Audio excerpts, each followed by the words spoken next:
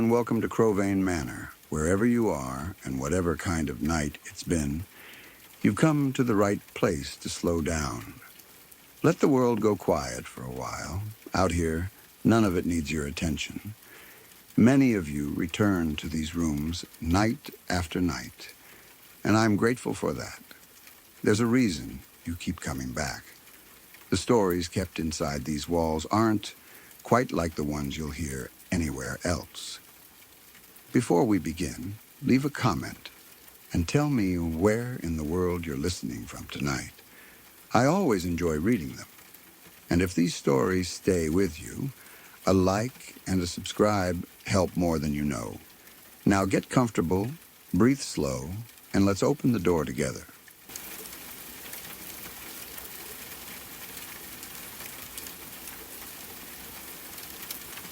This happened 3 years earlier, and when I look back at it now, it's one of those moments that makes me ask myself how I stayed as long as I did. I should have left way sooner than I did, and I know that. But when you're living inside something toxic, you don't always see it clearly in real time. You make excuses. You tell yourself it was a one-off. You tell yourself you're being dramatic. You yourself the good times count for more than the bad ones. You tell yourself you'll handle it differently next time, or that he'll finally understand, or that if you just stay calm and patient, things will get better. And then something happens that is so plain, so cruel in such a simple way, that it cuts through all the excuses for a second, and you feel the truth like a punch to the chest. It was a concert. We had planned to go, and I remember trying to hype myself up for it, because I wanted it to be fun. I wanted a normal night out. I wanted to be like other couples who go to a show, laugh, take pictures, sing along, and feel close. I also knew it was going to be physically hard for me, because I have chronic foot problems and pain even on a normal day. This wasn't a secret. It wasn't something I hid from him. He knew. He was very aware of it. He'd seen me deal with it over and over. He'd seen the way my feet could start hurting early, the way it could build from discomfort into real pain, the way I would try to push through it anyway, because I didn't want to be difficult. I had learned to manage it the way people with chronic pain often do, by planning, pacing, and trying not to let it steal every part of my life. That night, we had to walk about a mile to get to the venue. It wasn't a quick stroll.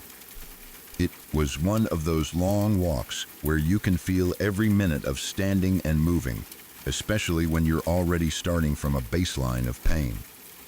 I remember focusing on getting there, telling myself to keep going, telling myself it would be worth it once we were inside.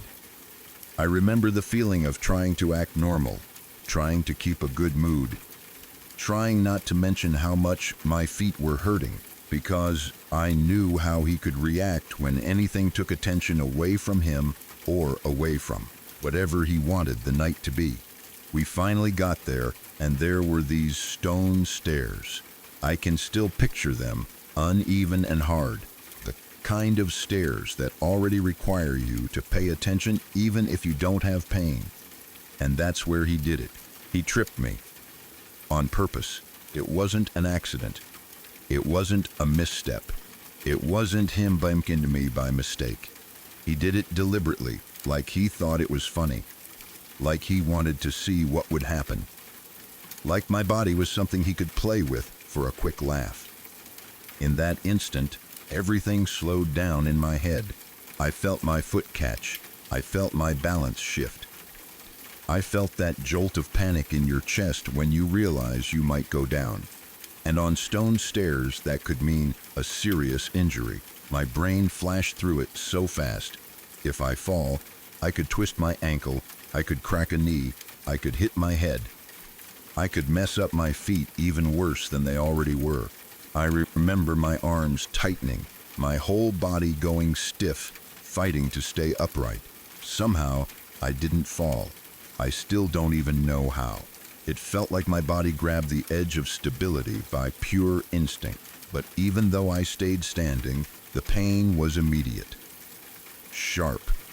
Loud, like someone took the ache I'd been carrying for the whole walk and suddenly turned the volume all the way up. It wasn't just physical pain either. It was the shock of being endangered by someone who was supposed to care about me. It was the humiliation of realizing he could treat my body like a joke in public. It was the anger and disbelief all at once.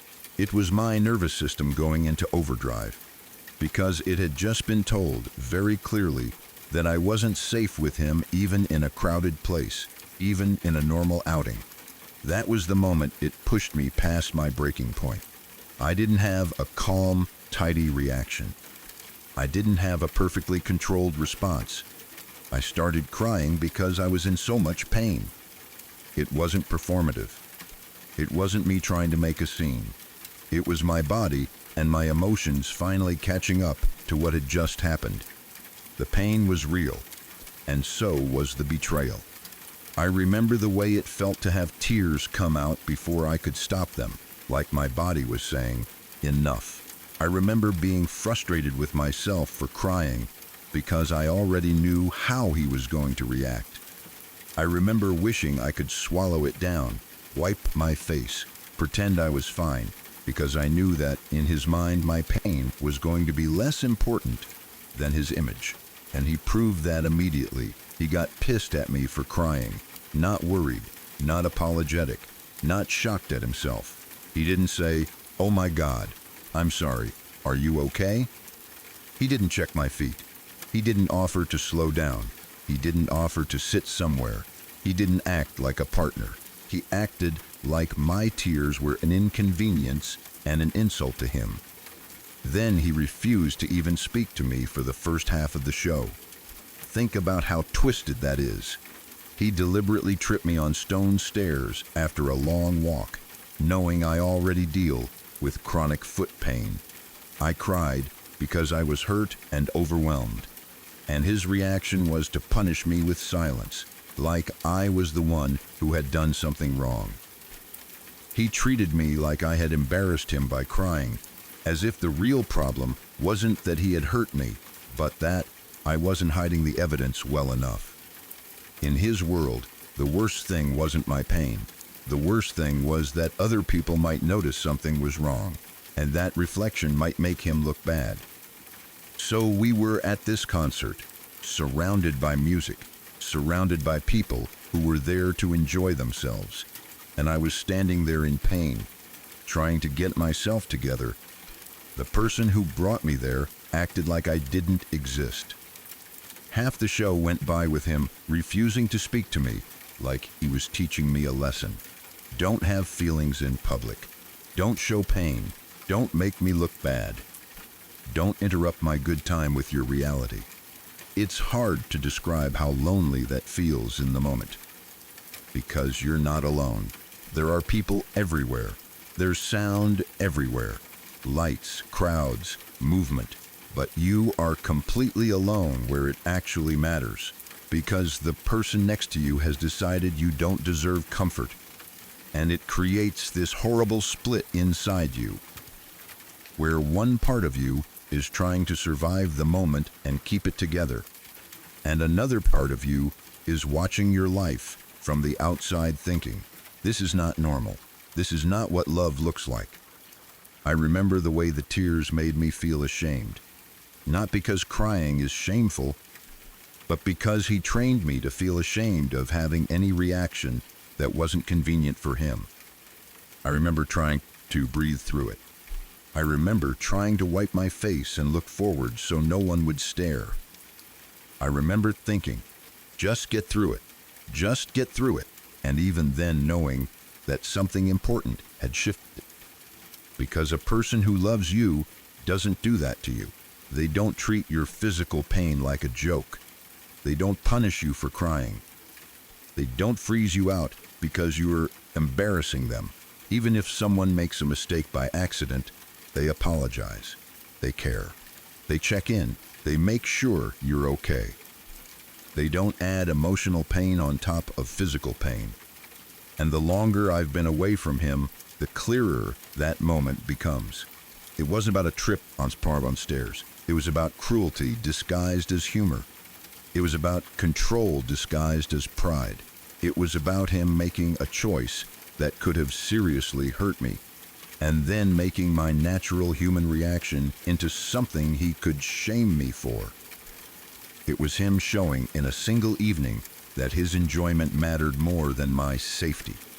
That's why I say I should have left way sooner, because moments like that are not accidents in an otherwise loving relationship. They are signs. They are warnings. They are snapshots of a bigger truth. They show you what the other person is capable of and what they think you deserve. And what makes it even harder is knowing I was already carrying chronic pain on top of everything else. People who live with chronic pain already spend so much energy just trying to function. You learn to make plans around your body. You learn to push through more than you should. You learn to smile when it hurts.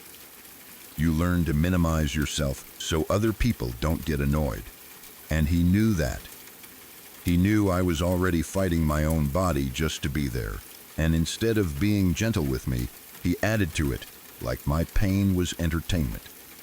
Even now, I can still feel the emotional whiplash of that night. The effort it took to walk there, the hope that it would be fun, the shock of being tripped, the instant fear of falling, the sharp pain, the tears I couldn't stop, and then the coldness beside me as the music started, while he stood there acting like I was the problem. If someone told this story to me, I would want to reach through time and pull them away from that man. I would want to tell them that love is not supposed to feel like that a partner is not supposed to make you afraid to be human, that you are allowed to cry when you are hurt, that you are allowed to take up space, that you are allowed to be cared for. But when you're inside it, it's so easy to doubt yourself. It's so easy to wonder if you're overreacting. It's so easy to think, maybe I ruined the night. Maybe I shouldn't have cried. Maybe I should have just laughed it off. Maybe I should have been tougher. And that thinking is exactly how people like him keep you stuck. They make you believe your normal reactions are the problem's problem, so you spend your energy managing yourself instead of seeing them clearly. Looking back, I don't even focus on the concert. I focus on what he chose in that moment. He chose to hurt me for a laugh. Then he chose to punish me for reacting. And he chose to protect his ego instead of protecting me. That night didn't just hurt my feet. It hurt something deeper. It made me understand, even if I didn't fully accept it yet, that I could not rely on him to be safe, kind, or loving when it counted. And honestly, that's the part that stays with me. Not the music, not the crowd, not the show. The memory that sticks is standing there, trying not to fall apart, and realizing that the person beside me cared more about being embarrassed than about the fact that he had just caused me pain on purpose.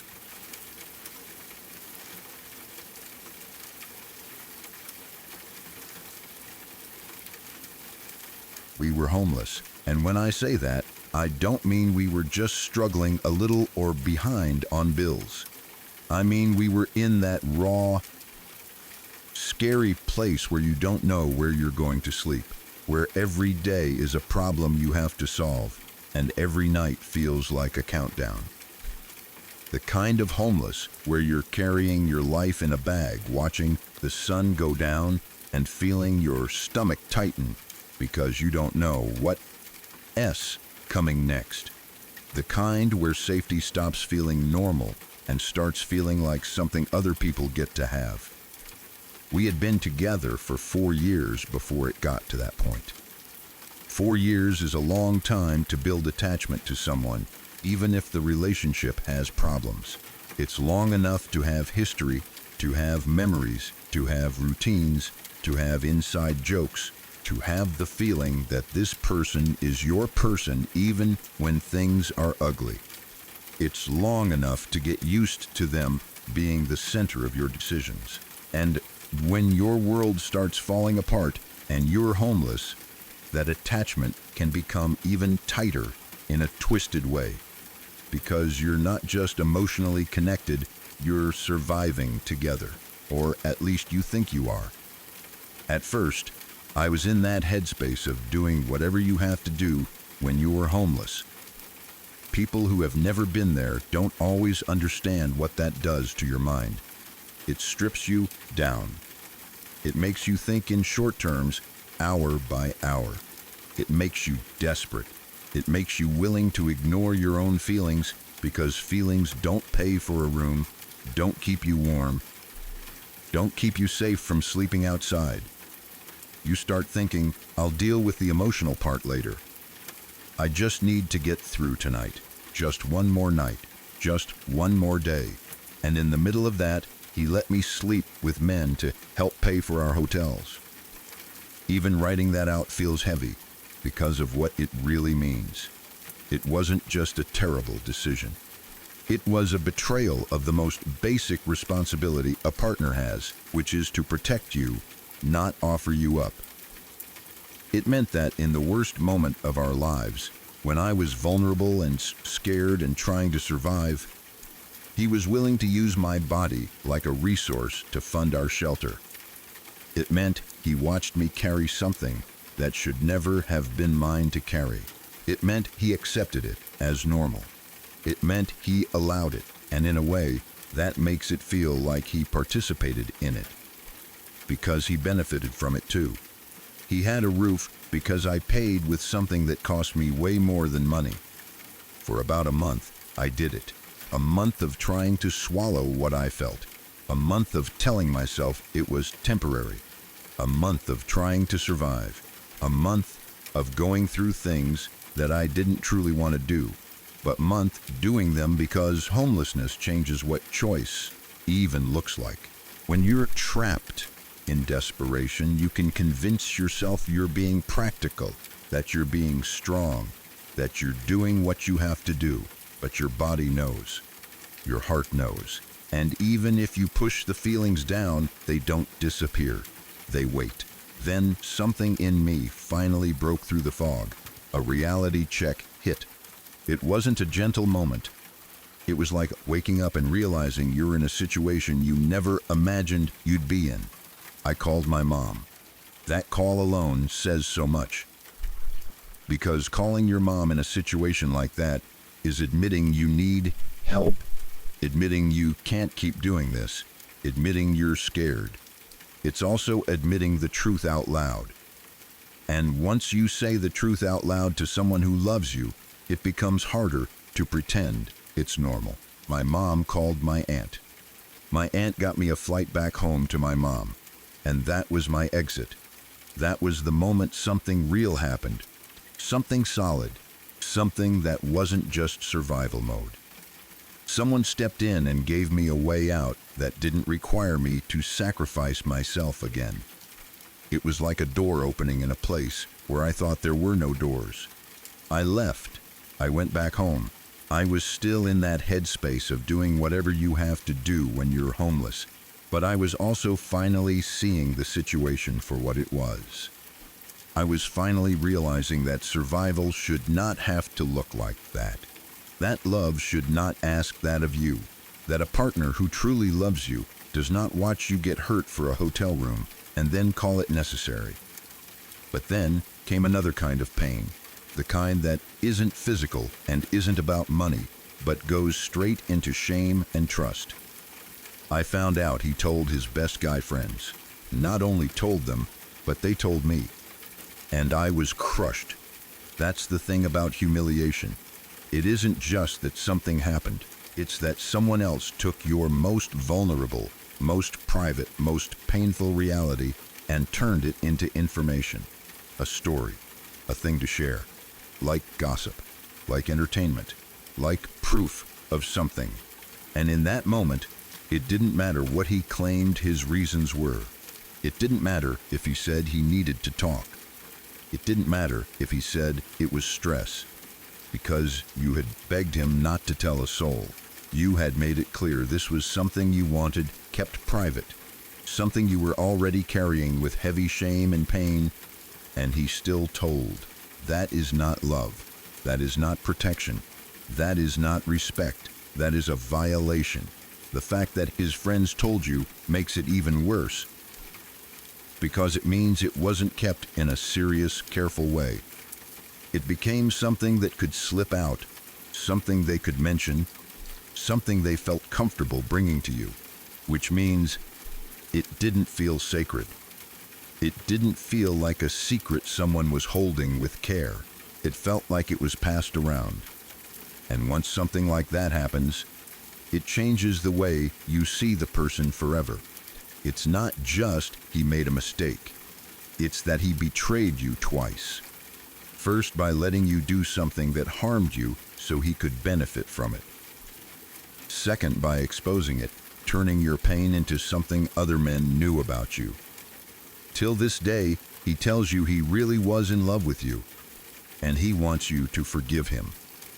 And I believe you when you say something keeps telling you not to do that, because that feeling is often the part of you that's finally listening to the truth instead of the excuses. Sometimes your nervous system knows before your mind is ready to admit it. Sometimes your gut is the only part of you that isn't still trying to make a broken situation make sense. A person can say, "I loved you," and still be harmful. Love, or what someone calls love, does not erase their actions. It doesn't undo the damage. It doesn't prove safety. It doesn't magically make them trustworthy. People can be attached, obsessed, dependent, even emotional, and still not be capable of real love in the way you deserved. Real love includes protection. Real love includes respect. Real love includes boundaries. Real love doesn't use you and then expose you. The age gap matters too. A 15-year age gap doesn't automatically mean a relationship is bad, but in situations like this, it often shows up as a power imbalance, especially when one person is younger and in survival mode, and the older person is acting like the one with more control.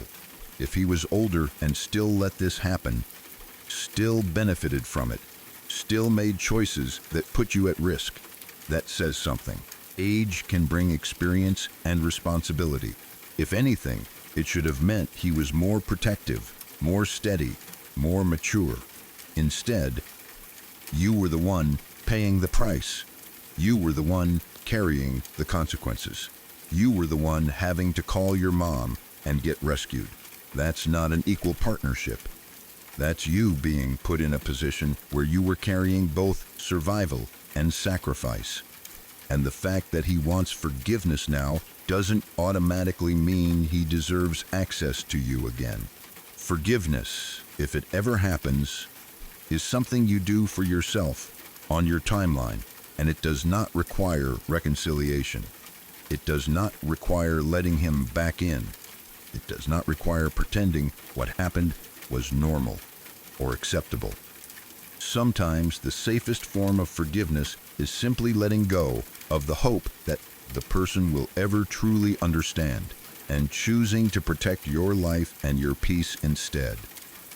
That voice inside you telling you not to forgive him, not to go back, not to reopen that door may be the strongest and healthiest part of you, because it's the part that remembers what it cost you. It's the part that refuses to minimize it. It's the part that knows that trust isn't rebuilt with words. Trust is rebuilt with years of consistent, respectful, accountable behavior. And even then, some betrayals change the relationship permanently. If you're looking for a clear way to frame it, this is what I hear in your story. You were in a desperate situation. You were surviving. You did what you felt you had to do at the time. You reached for help. You got out. And then you learned that he didn't protect your dignity, even after the fact. He made it worse. And now, years later, he's asking you to override the part of yourself that learned the truth. You don't owe him forgiveness. You don't owe him access. You don't owe him a clean ending where he feels better about what he did. If anything, you owe yourself the respect you didn't get back then. You owe yourself safety now. You owe yourself a future where you are never again in a position where someone can benefit from your pain and then ask to be comforted for it later. And I want to say this clearly because it matters. None of this makes you dirty or less. You were in survival mode. You were homeless. You were trying to live through something terrifying. You did not deserve to be put in that position, and you did not deserve for your private pain to be shared like that. The shame belongs to him for benefiting and then talking, not to you for surviving. If you ever feel yourself slipping into self-blame, try to hold on to the fact that you were the one who made the call that saved you. You were the one who reached out. You were the one who accepted help. You were the one who left. That took strength. And the part of you that's warning you now is the same part that helped you get out then.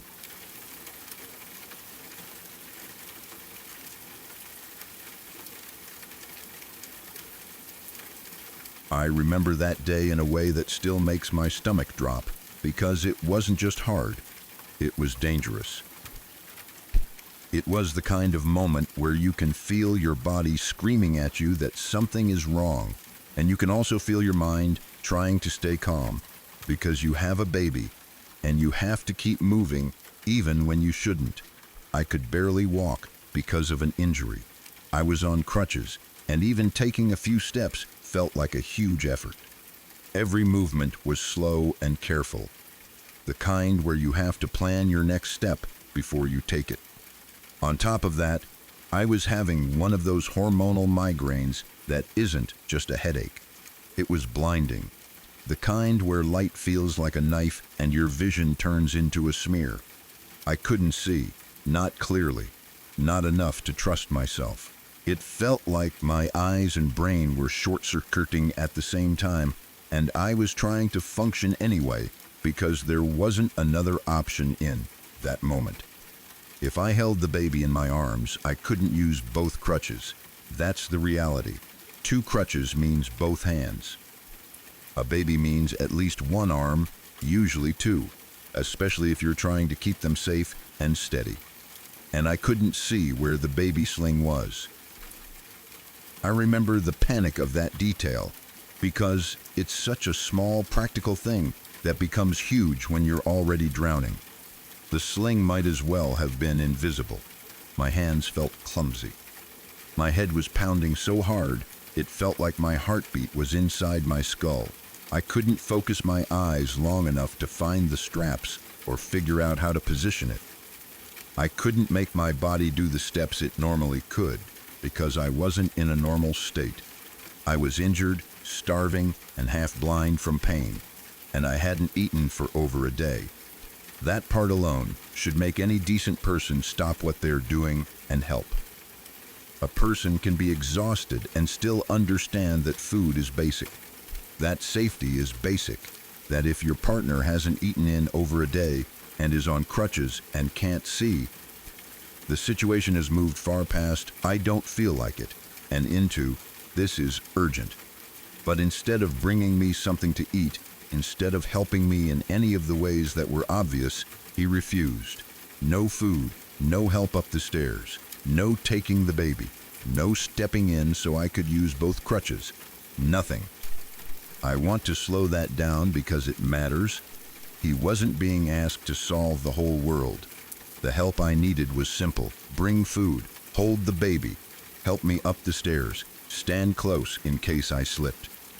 Do what a partner and a parent is supposed to do when the other parent is clearly not safe to move around alone. He refused all of it. So there I was, forced into a choice that should never exist. I had to get up a flight of stairs while holding a baby, while I couldn't see properly, while I was in severe pain, and while I was weak from not eating. I can still remember the fear in my chest, because stairs are dangerous even when you're healthy. Stairs with crutches are hard on a good day. Stairs when you're blinded by a migraine, holding a baby, are a nightmare. One wrong step, one slip, one moment of dizziness. And it wouldn't just be me falling. It could be the baby too. That's what makes it so horrifying to remember. It wasn't just neglect. It was him accepting a risk that could have ended in tragedy. It was him deciding that helping me wasn't worth his effort, even though the cost of not helping could have been my life or our child's life.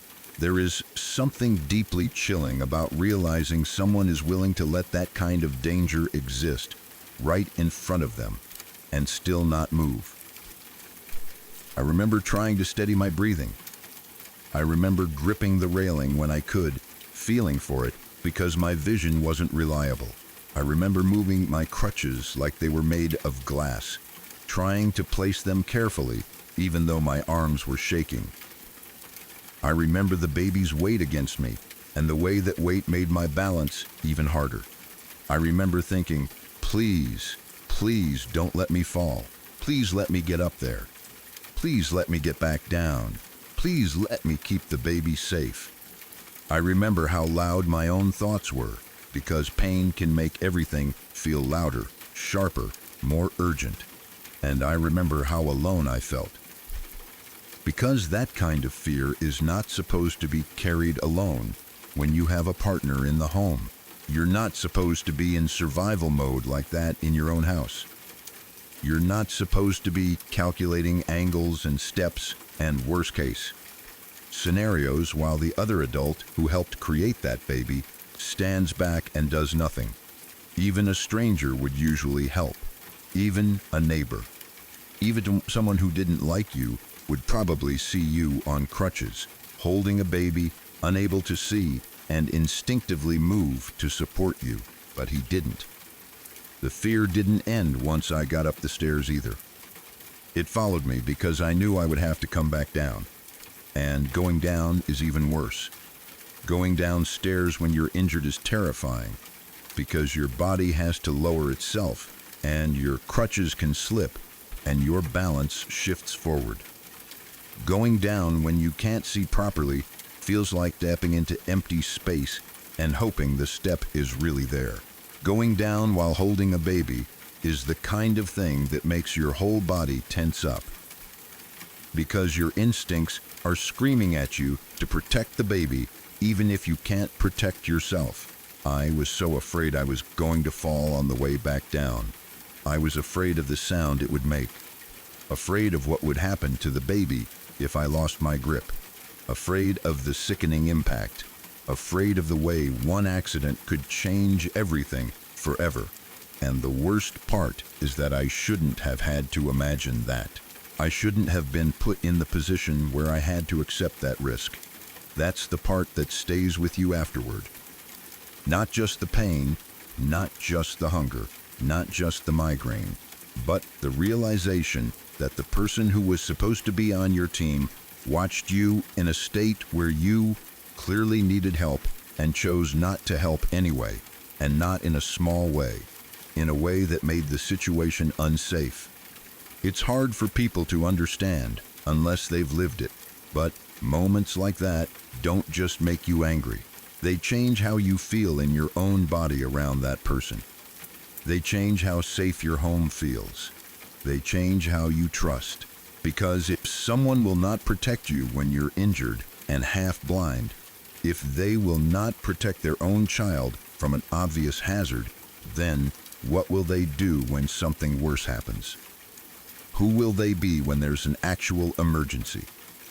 Who will they be when you're truly helpless? And you also start to question yourself, because that's what happens when you're around someone who refuses basic care. You start thinking, am I asking too much? Am I being dramatic? Am I weak? Should I have handled it better? But the truth is simple. You were injured. You couldn't see. You were starving. You had a baby.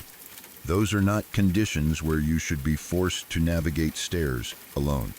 That's not being dramatic. That's reality. That day showed you something, and I'm saying this plainly because your story deserves plain language. He was willing to risk your safety and your child's safety rather than do basic parenting and basic partner behavior. Whatever excuses he had in his head, whatever mood he was in, whatever story he tells later, the outcome is still the same. You were put in danger. Your baby was put in danger, and it didn't have to be that way. If that memory still scares you when you think about it, that makes sense. Your fear wasn't irrational. It was your body recognizing a real risk. It was your instincts doing their job.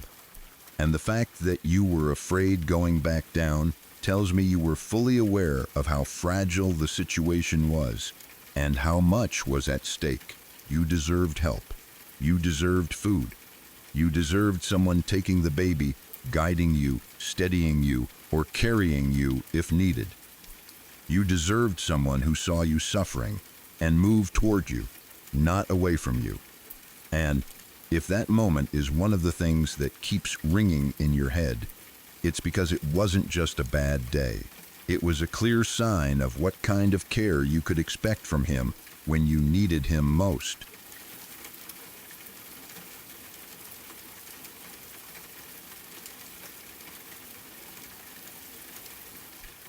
I remember asking him in a way that felt so simple to me at the time, like I was asking for something that was already ours.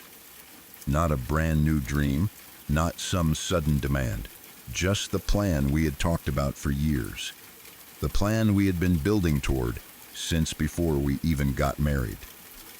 I asked him if we were finally going to move back to our home state, buy a house, and have a kid the way we'd always said we would. It wasn't just about a location or a house. It was about stability. It was about making good on promises. It was about feeling like we were walking toward the same future together. I had been carrying that plan in my mind for so long that it had almost become a part of me. It was one of the things that helped me push through the harder parts of our marriage. When things felt lonely, when I felt like I was always the one adjusting, always the one trying, I would tell myself that we were just in a temporary stage, that we were working toward something, that soon we'd be back home, in a place that felt familiar, and we'd build a life that made sense. I pictured the kind of everyday life people picture when they think about settling down, a home that didn't feel like a waiting room, a neighborhood, a routine. The feeling of putting down roots instead of always feeling like life was being postponed.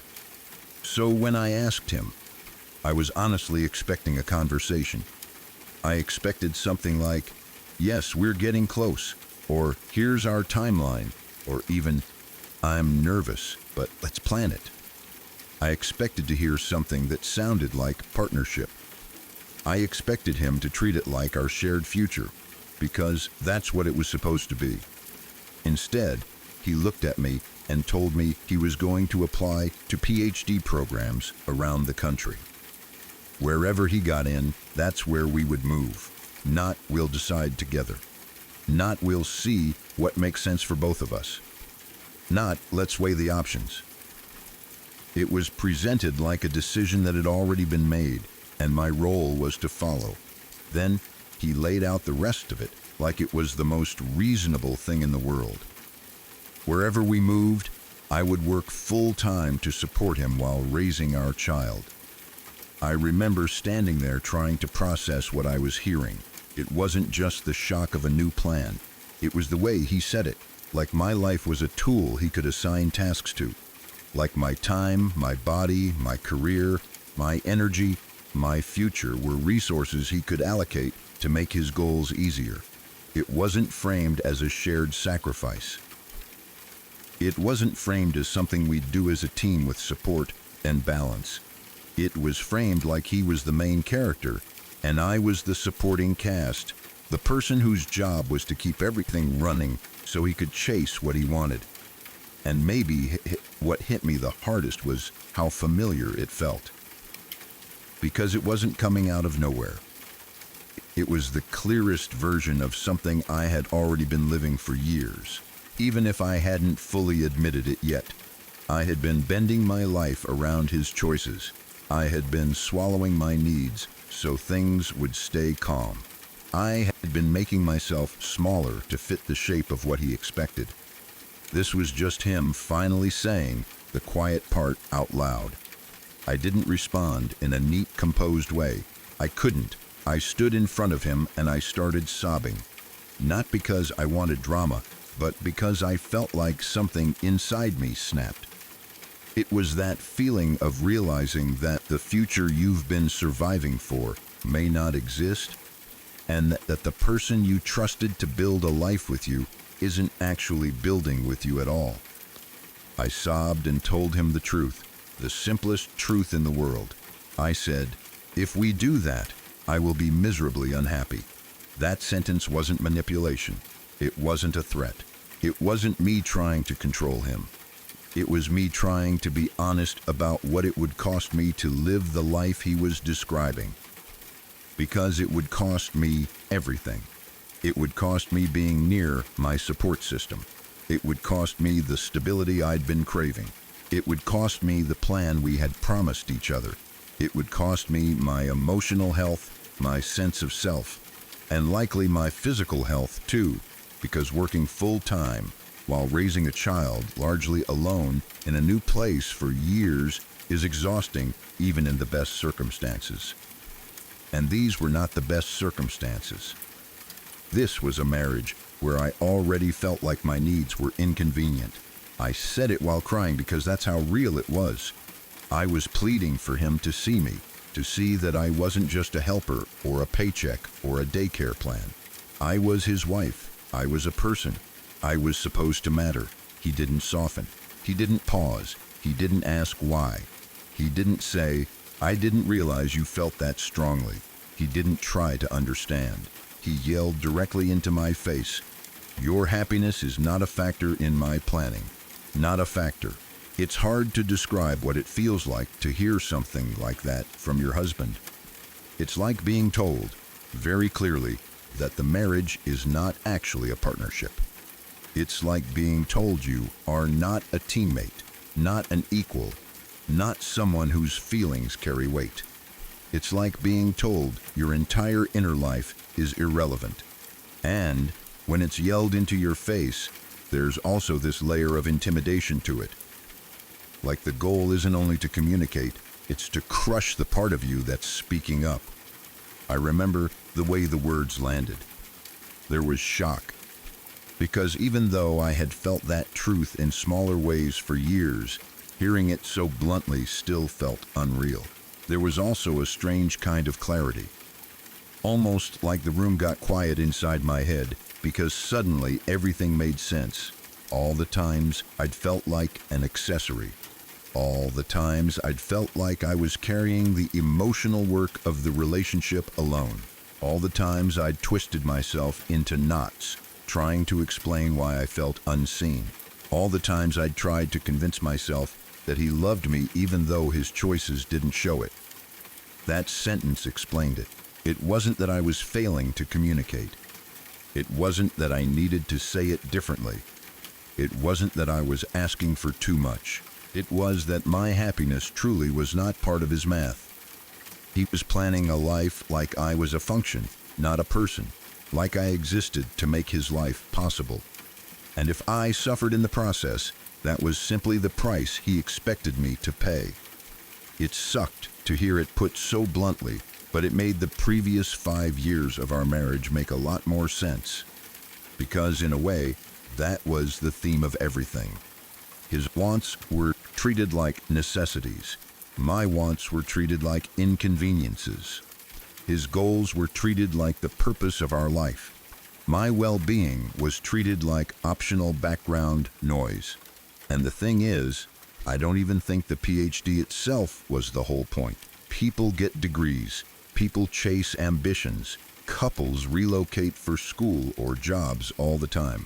Plenty of couples do it in a loving way, with real planning and real support and real fairness. The difference is that in a healthy relationship, The conversation includes both people. It includes questions like, how will we make this work for both of us? What do you need to feel okay? How will we split responsibilities? How will we protect your career too? What support will we have if we have a baby? What happens if one of us is overwhelmed? In a healthy relationship, even sacrifices are shared. Even hard seasons are approached like a team. What he showed me in that moment was that he didn't see it that way.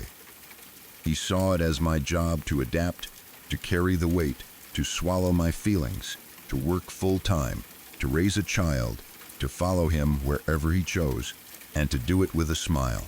And when I dared to say out loud that I would be unhappy, he responded like my unhappiness wasn't just acceptable, it was irrelevant. That's not love. That's not respect. That's not partnership. That's someone using the structure of marriage to secure a support system for themselves while refusing to offer the same care in return.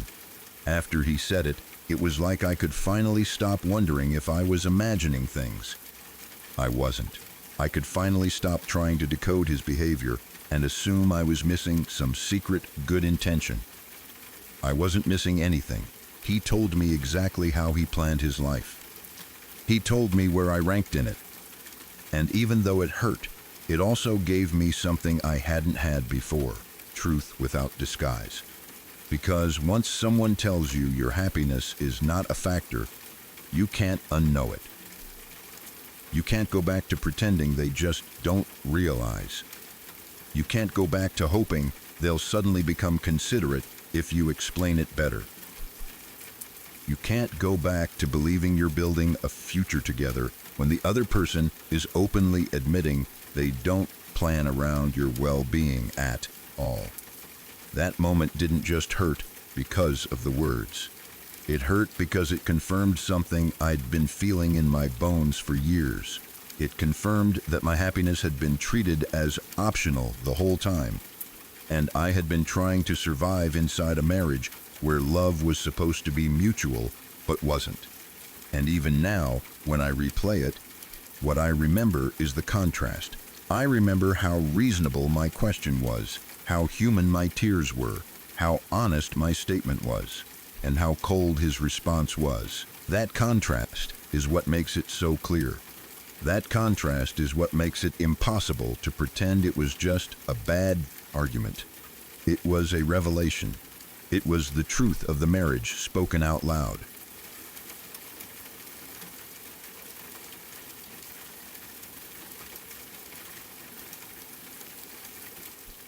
He broke up with me a week before I was supposed to leave the state for my grad school intensives.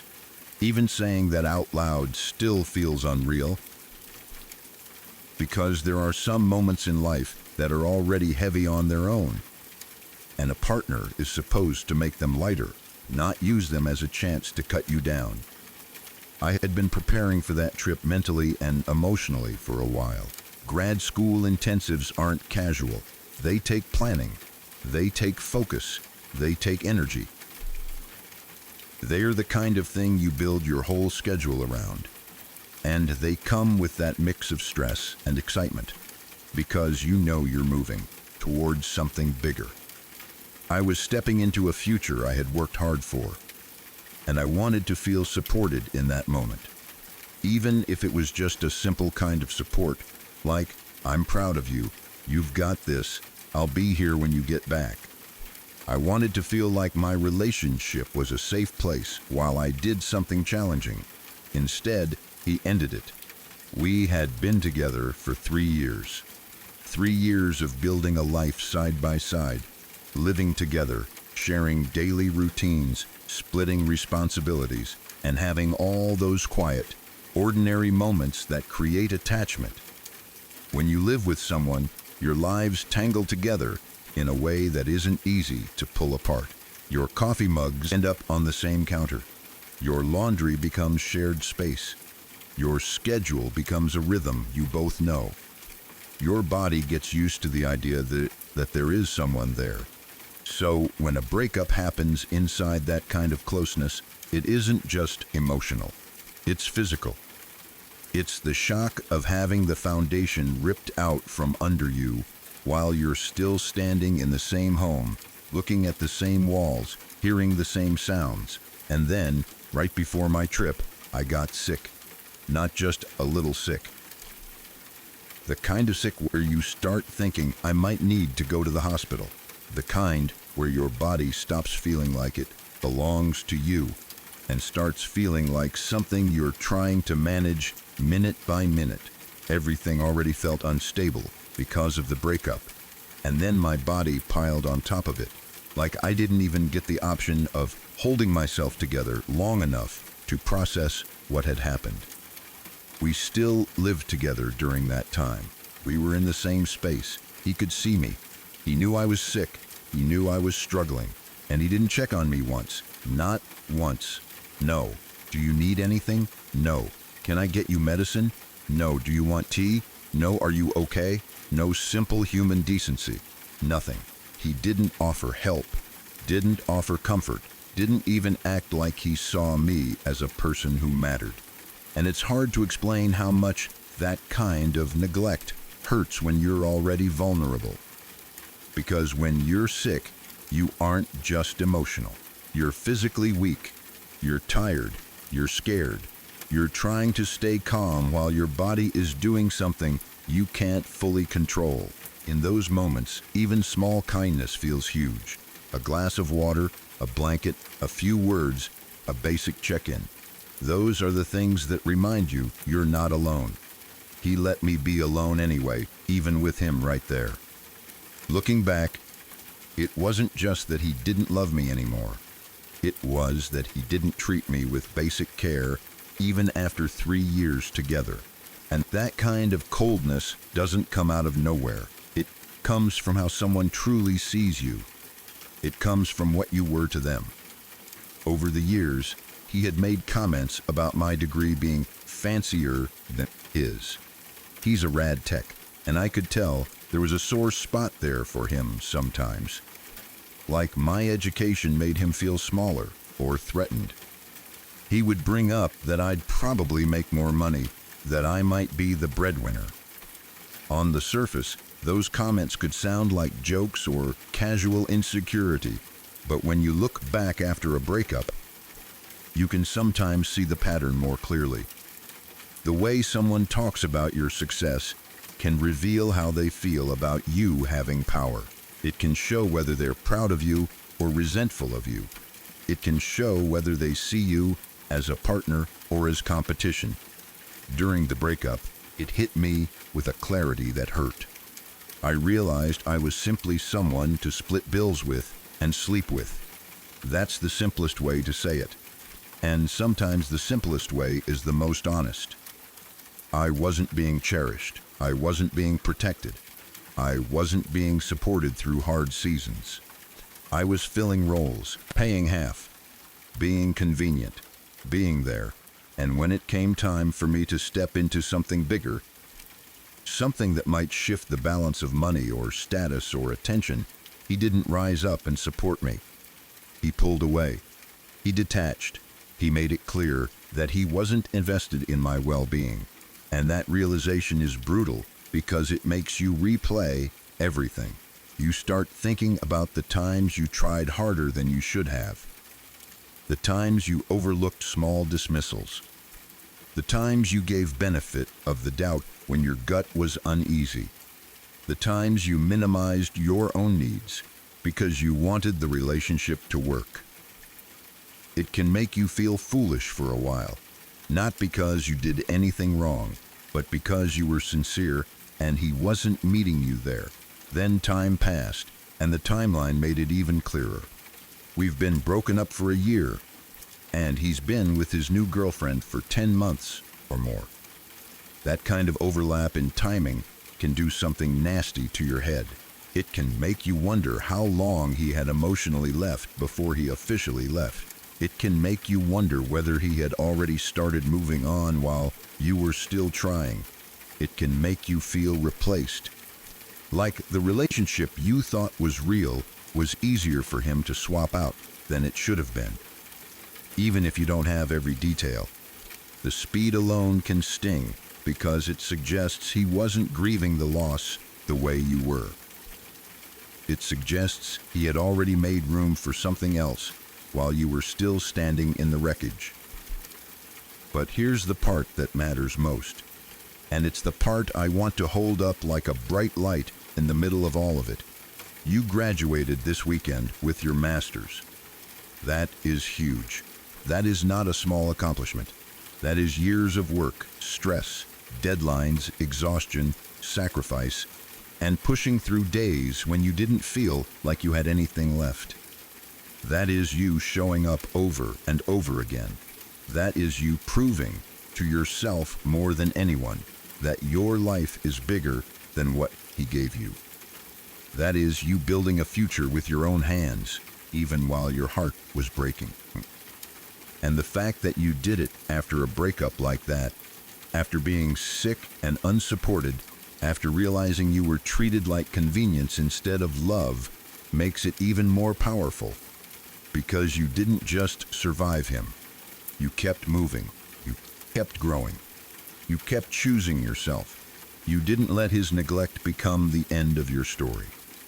I know it can feel complicated because success doesn't erase pain. A diploma doesn't erase the memory of being alone in your own home while you were sick. A graduation photo doesn't erase the sting of realizing someone didn't value you the way you valued them. But it does mean something. It means you made it out. It means you didn't get stuck in the version of your life where you were only half seen. It means you're stepping into a future where you can be with people who don't resent your ambition, who don't measure your success like it's a threat, who don't disappear when you were vulnerable.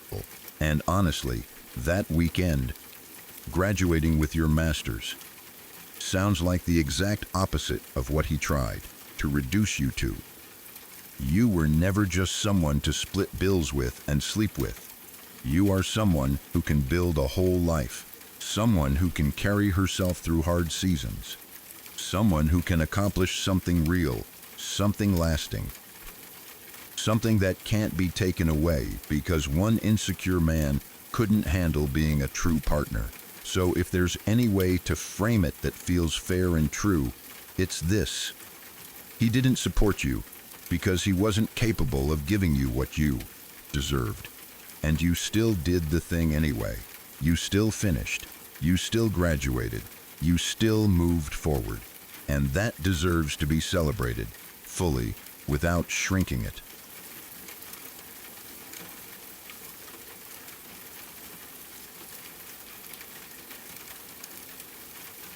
I'm autistic, and I do a lot of echolalia. It's one of those things that can be hard to explain to people who don't already understand it, because from the outside, it can look like you're repeating someone on purpose. But for me, it isn't a decision I make to be clever or mean. It's impulsive. It just happens. I mimic words or phrases that other people say, usually because something about the sound sticks in my head. Sometimes it's the rhythm, sometimes it's a certain word, sometimes it's the way someone's voice goes up at the end of a sentence. It's not sarcasm, it's not mockery, it's not a bit. It's my brain doing what it does. He acted like it was offensive. He told me I was being mean and mocking him.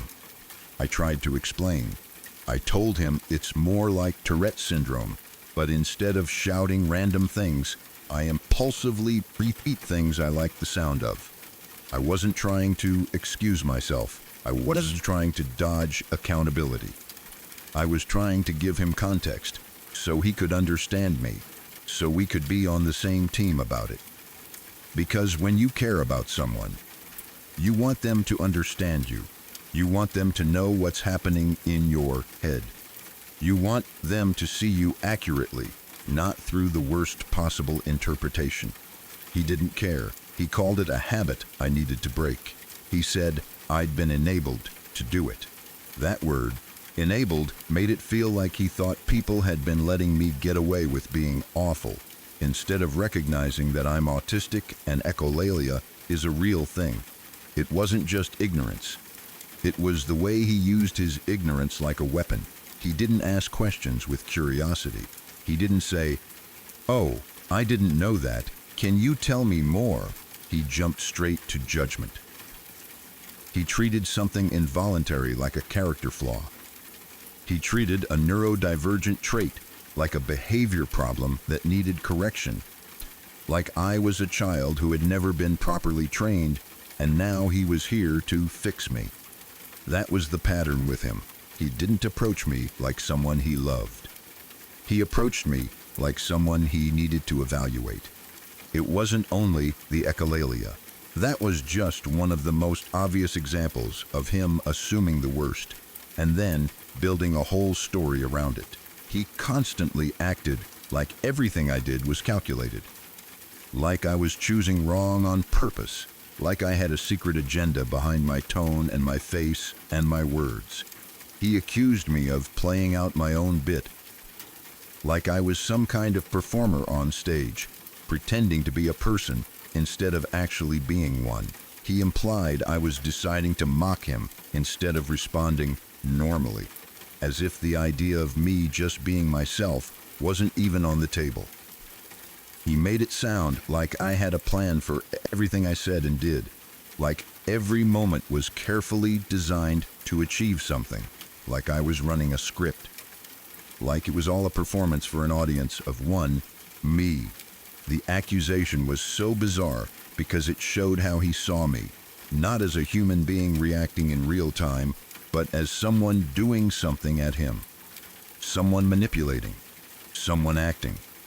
And if you're already autistic, if you already live with the experience of people misunderstanding your intentions, that kind of accusation cuts deep.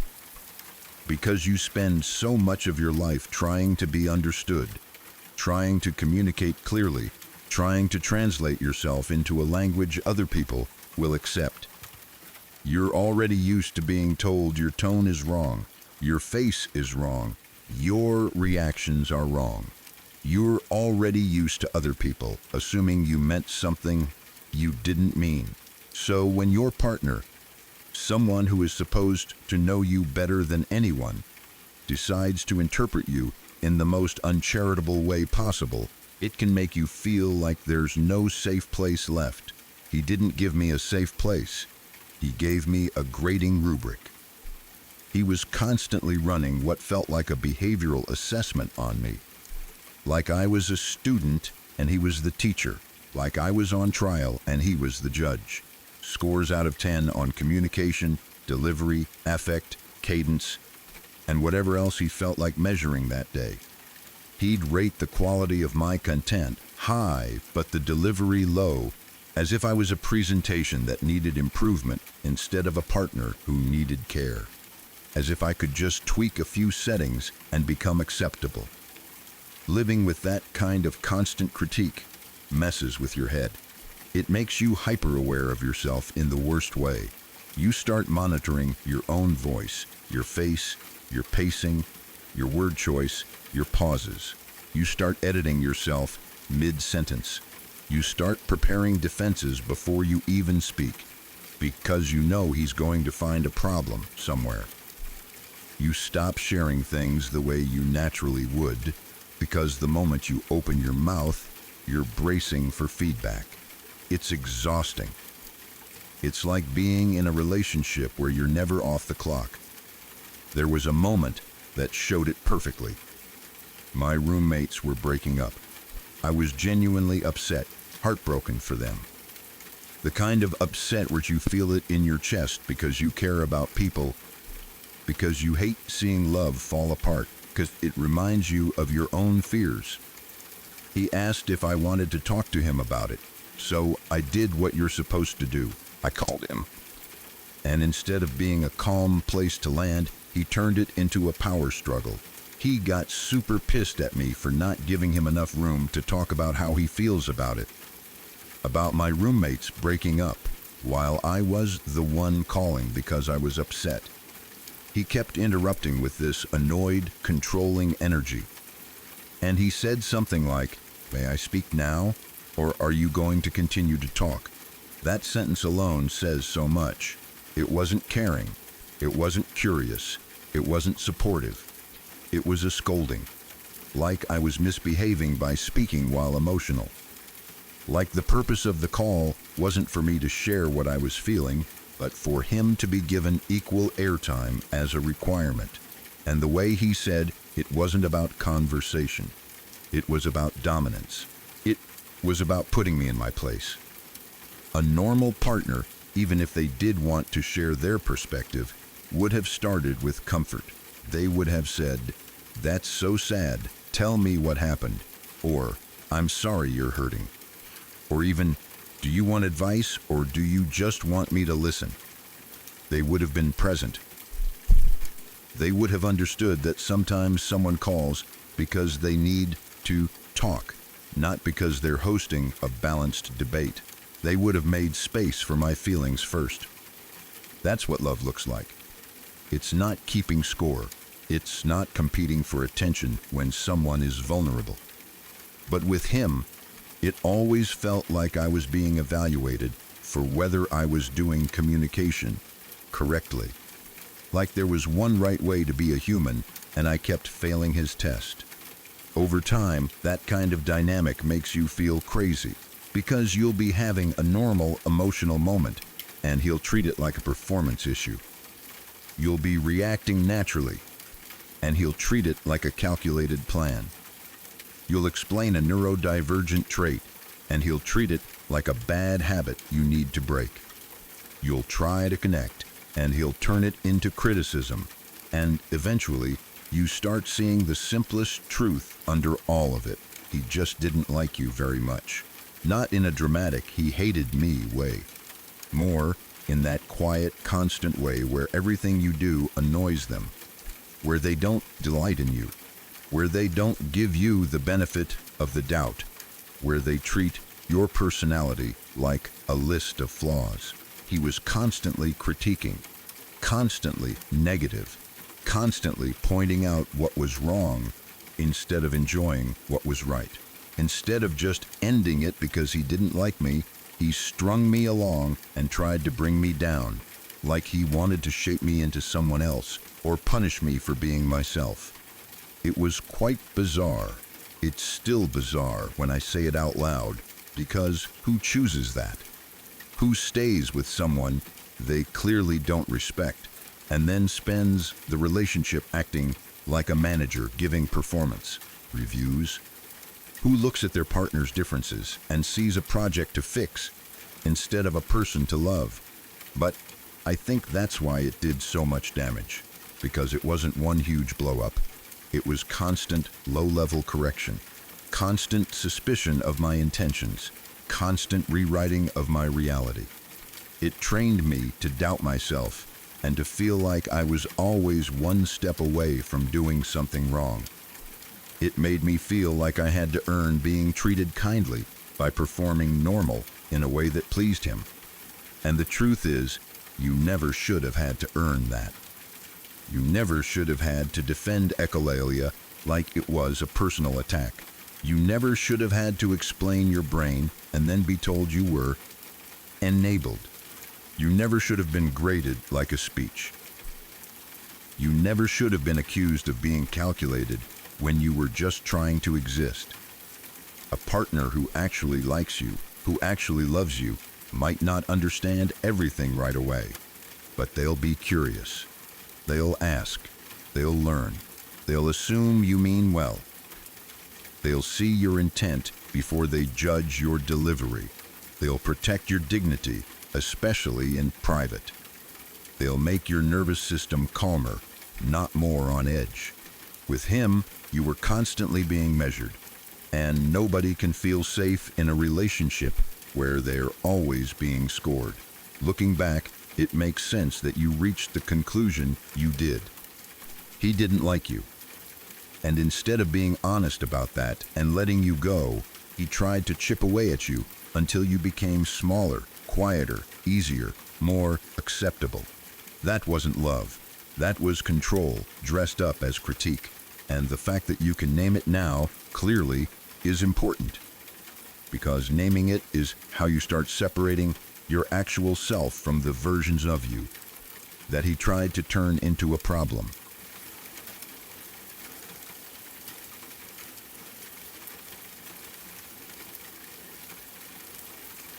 Let me stop here for just a breath.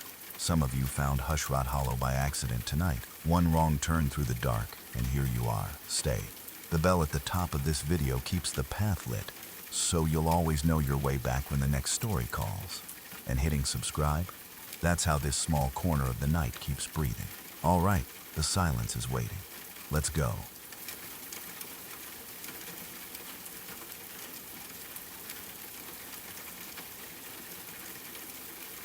I still remember how excited I was that weekend, the kind of excitement you only get when you're young and in college, and a relationship feels like the center of your world.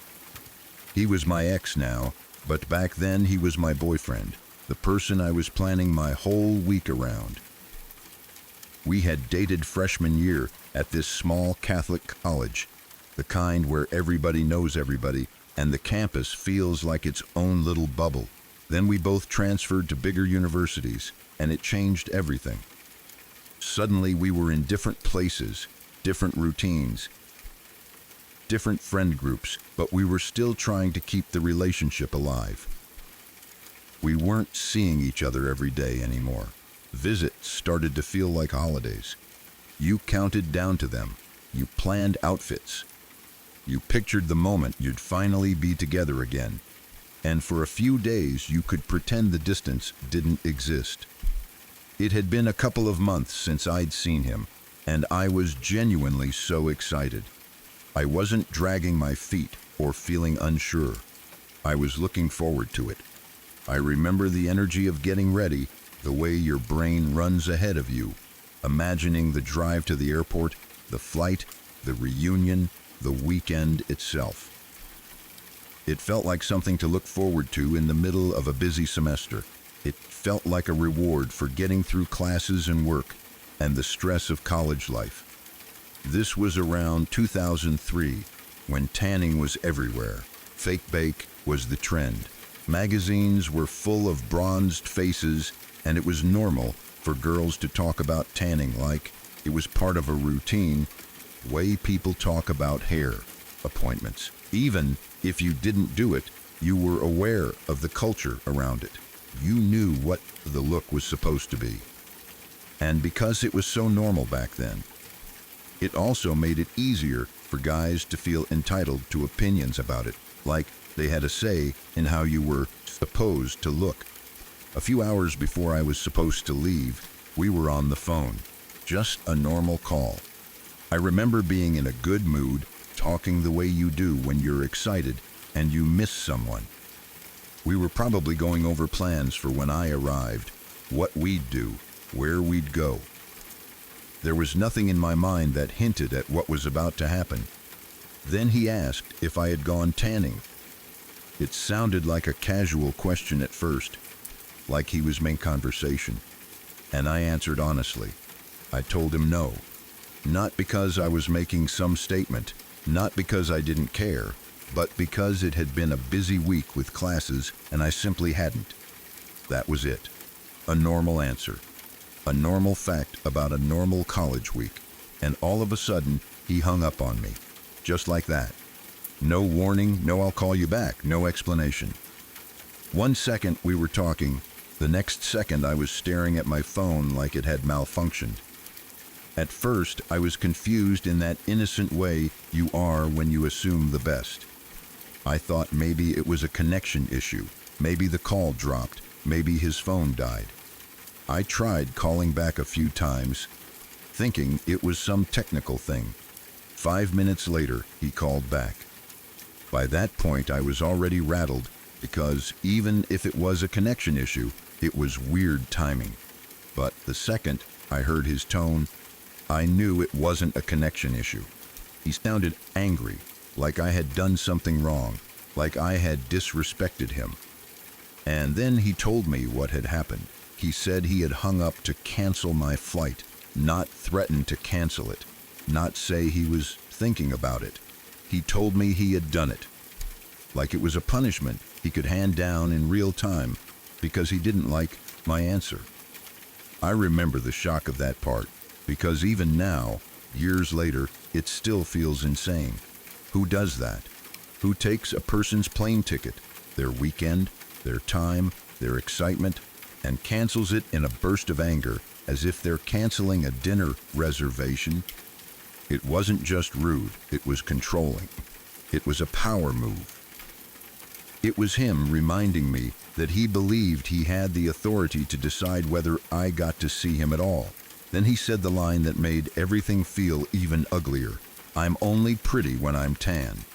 He didn't say it as a preference. He didn't say it gently.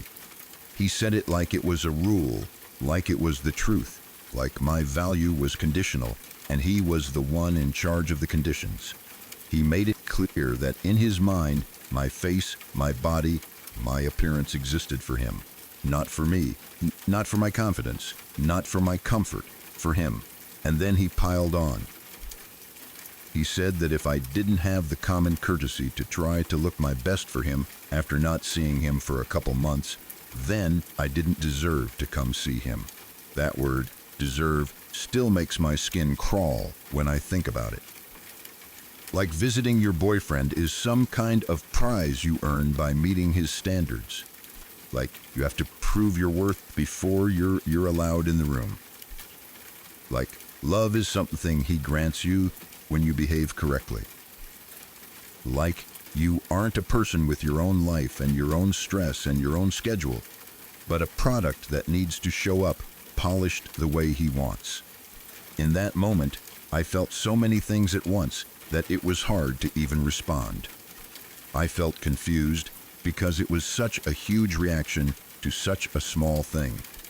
I felt embarrassed even though I hadn't done anything embarrassing. I felt hurt because I had been excited to see him, and he was acting like I was failing an audition.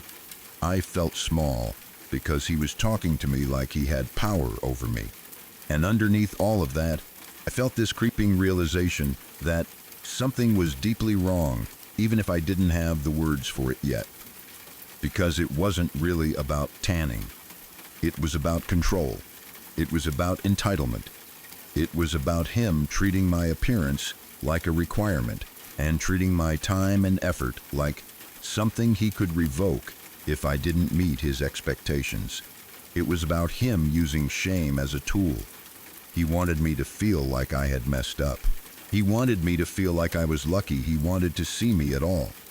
He wanted me to feel like the bare minimum of being in his life was constantly proving I was pretty enough. The saddest part is how easy it is, especially at that age, to start believing it. Or at least to start wondering if maybe you did something wrong. Because you're young, and you don't always have the experience to recognize manipulation for what it is. You're still learning what's normal. You're still learning what you deserve. And if someone speaks with enough certainty, enough anger, enough confidence, they can make you doubt your own reality. They can make you think, maybe you should have tanned. Maybe you should have tried harder. Maybe you should have known. Maybe you should have asked what he wanted. But the truth is, a healthy partner would never make a flight, a visit, a relationship conditional on whether you were tan. A healthy partner would be excited to see you because it's you, because they miss you, because they want time with you. They might notice your appearance, sure, but they wouldn't treat it like a requirement for access. They wouldn't punish you for not meeting a beauty trend. They wouldn't cancel your plans to teach you a lesson. That's not love. That's control disguised as standards. And it also revealed something ugly about how he saw women. He saw me like a visual object. He saw my job as showing up looking the way he wanted, regardless of what my week had been like, regardless of whether I was stressed or tired or busy. He didn't care that I was a student with a full schedule. He cared that I showed up as an image that pleased him. The timing made it even crueler. Hours before I was supposed to leave, when I was already emotionally invested, when I was already looking forward to it. when I was already picturing the weekend, he didn't just express a preference. He pulled the rug out from under me on purpose so I would feel it, so I would remember, so I would be scared to disappoint him again.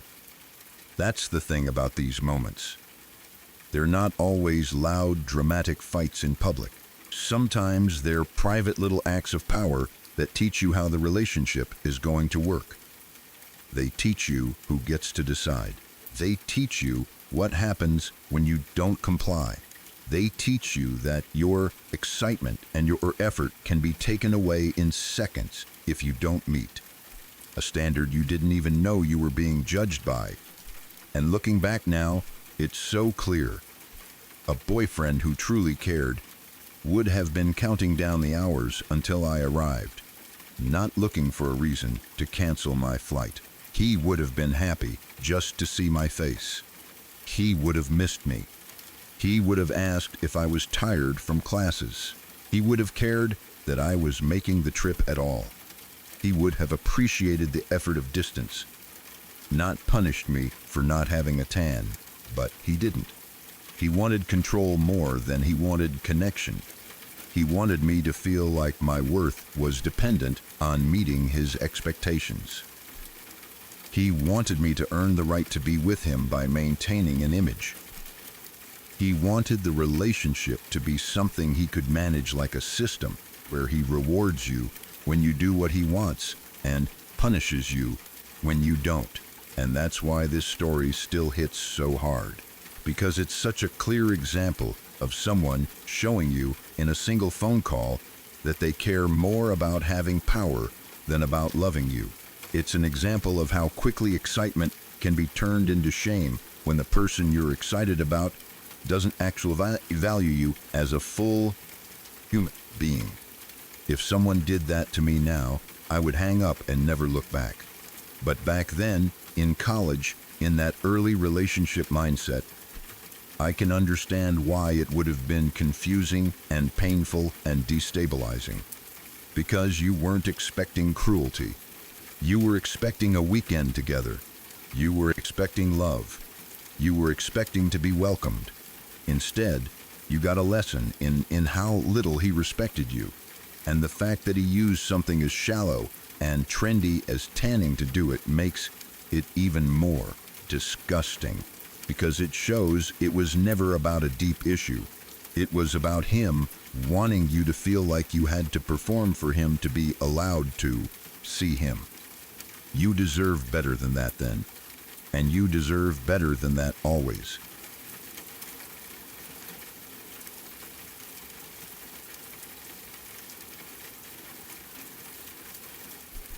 We went out on his motorbike to buy flowers for our moms because Mother's Day was coming up. It was supposed to be simple and sweet, the kind of errand that feels warm, even if it's not a big deal. Back then, we didn't have maps on our phones.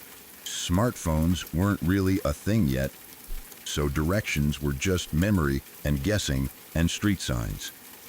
I accidentally gave him the wrong direction, and instead of it being a small mistake we laughed off, it turned into us going in circles for nearly an hour. I remember how that hour felt in my body. The longer it went on, the more tense the air got.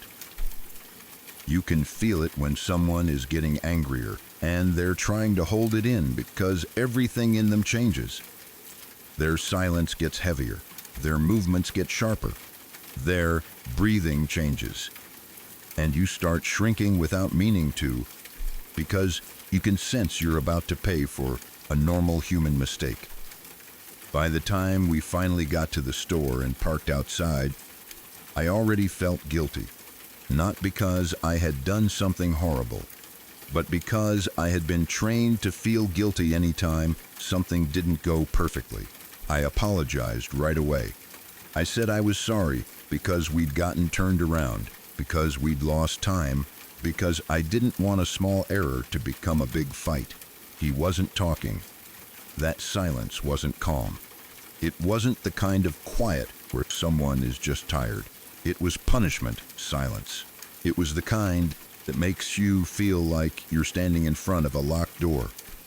I could tell he was angry, but he wouldn't say anything. He let me sit with it. He let me feel it. He let the shame build, and that's a type of control on its own. I went into the store anyway and bought the flowers. I tried to keep it normal, to focus on the reason we were there, to tell myself this was still supposed to be a thoughtful thing for our moms. I picked out the flowers, paid, and came back outside with them in my hands, probably hoping that once the errand was done, he'd lighten up and we'd move on. When I came back, he was holding both of our helmets, and then he threw me mine, not handed it to me, threw it. Angry, careless, like I wasn't someone he cared about, but someone he wanted to punish. And he said, in this harsh, cutting way, that he would never accompany me again when I'm this stupid and slow. That sentence alone is brutal. It wasn't, I'm frustrated, or next time let's check directions more carefully, or even, that was annoying. He went straight to insulting my intelligence. He went straight to calling me stupid. He labeled me as if one wrong turn meant something about who I was as a person, and he said it with the kind of certainty that makes you feel small. Like there's no arguing with it, because he's already decided what you are. Then it got worse, because I got hit in the face. My eyeglasses broke. I ended up with bruises around my eye. It wasn't a small bump. It wasn't harmless. It left marks. It left physical evidence. It left me standing there trying to understand what had just happened, trying to hold flowers meant for our moms, while also dealing with the fact that my face hurt and my glasses were ruined. And in that moment, I realized it, not just emotionally but physically. I realized I wasn't safe with him. We stopped by a cafe with outside seating after that. I don't know if it was because he suddenly noticed the damage, or because he realized other people could see my face, or because he wanted to manage the situation, but he asked for ice for me. And that detail is so confusing in a way that people who haven't lived this kind of thing might not understand, because it can make you doubt yourself. It can make you think maybe he cares. Maybe he didn't mean it. Maybe it was an accident. Maybe it's complicated. But asking for ice after hurting you doesn't undo the harm. It doesn't erase what happened. It doesn't make it love. Sometimes people do a small, helpful thing right after being cruel, and it creates a whiplash effect. It keeps you emotionally off balance. It makes you question your own reality. It makes you feel guilty for being upset because, look, he got ice. It can even make you feel grateful, which is heartbreaking, because you shouldn't have to feel grateful that the person who hurt you is now doing the bare minimum in public. Then, after all of that, he ghosted me for a year. A year. That kind of disappearance is its own kind of cruelty. It leaves you with no closure, no explanation, no ability to process things cleanly. It leaves you turning it over in your mind, trying to understand why, trying to figure out what you did wrong, trying to make sense of someone who can be violent one day and then vanish as if you don't exist. And when he finally came back, it was only to say he doesn't love me anymore, not to apologize, not to take responsibility, not to ask how I was doing, not to acknowledge what he did. Just a cold statement that ended it on his terms. Like he could walk away cleanly while you were left carrying the trauma of what happened. It was years ago, but you're still in therapy for the trauma and abuse you experienced. That makes complete sense. Trauma doesn't care about calendars. It doesn't disappear just because time passes. When something like that happens, especially when it includes physical harm, humiliation, and abandonment, your body learns a lesson. People can hurt you suddenly. People can turn on you. A normal mistake can become danger, and your nervous system holds on to that lesson because it's trying to protect you. Now you're dating someone new, but sometimes you still feel scared it may happen again. That fear also makes sense. It doesn't mean you don't love your new partner. It doesn't mean you're broken. It means your brain is doing what it was trained to do. Scan for risk. It means part of you is still trying to make sure you never end up blindsided like that again. And I want to say something clearly, because you apologize for your story being quite long, and you don't need to apologize for that. Not here, and not anywhere that's safe.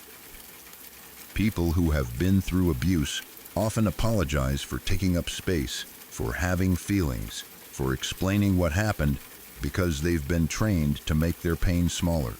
Your story isn't too long. It's your life. It's what happened to you, and it matters. Also, none of this started because you gave the wrong direction. That's important. The wrong direction didn't cause abuse. It revealed it. A healthy partner might get annoyed after an hour of being lost, sure, but they don't insult you. They don't throw things at you. They don't hit you. And they don't disappear for a year. That reaction didn't come from the map mistake. It came from who he was and what he felt entitled to do. If you ever catch yourself thinking, maybe it was my fault, or I should have known better, I want you to remember that. You made a normal mistake in a world without GPS. His response was violence and cruelty. Those are not equal. Those don't belong on the same scale. And since you mentioned being scared it could happen again, I'll say this in a grounded way.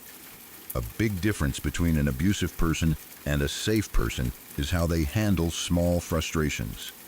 People can be tired, stressed, even annoyed, and still remain respectful. A safe person doesn't punish you with silence, doesn't call you names, doesn't escalate. A safe person can say, "I'm frustrated," without making you feel unsafe. A safe person can take a breath and talk it through. A safe person doesn't make you fear them.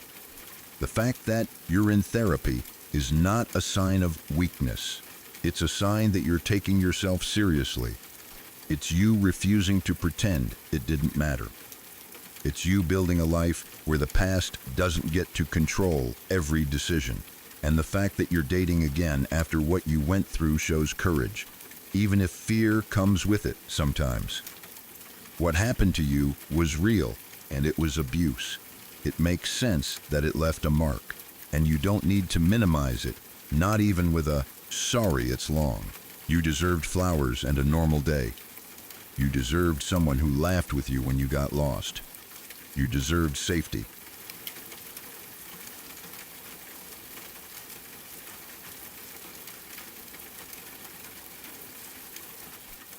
I was in my 20s, dating someone about a decade older than me, and at the time, I thought that age difference meant something.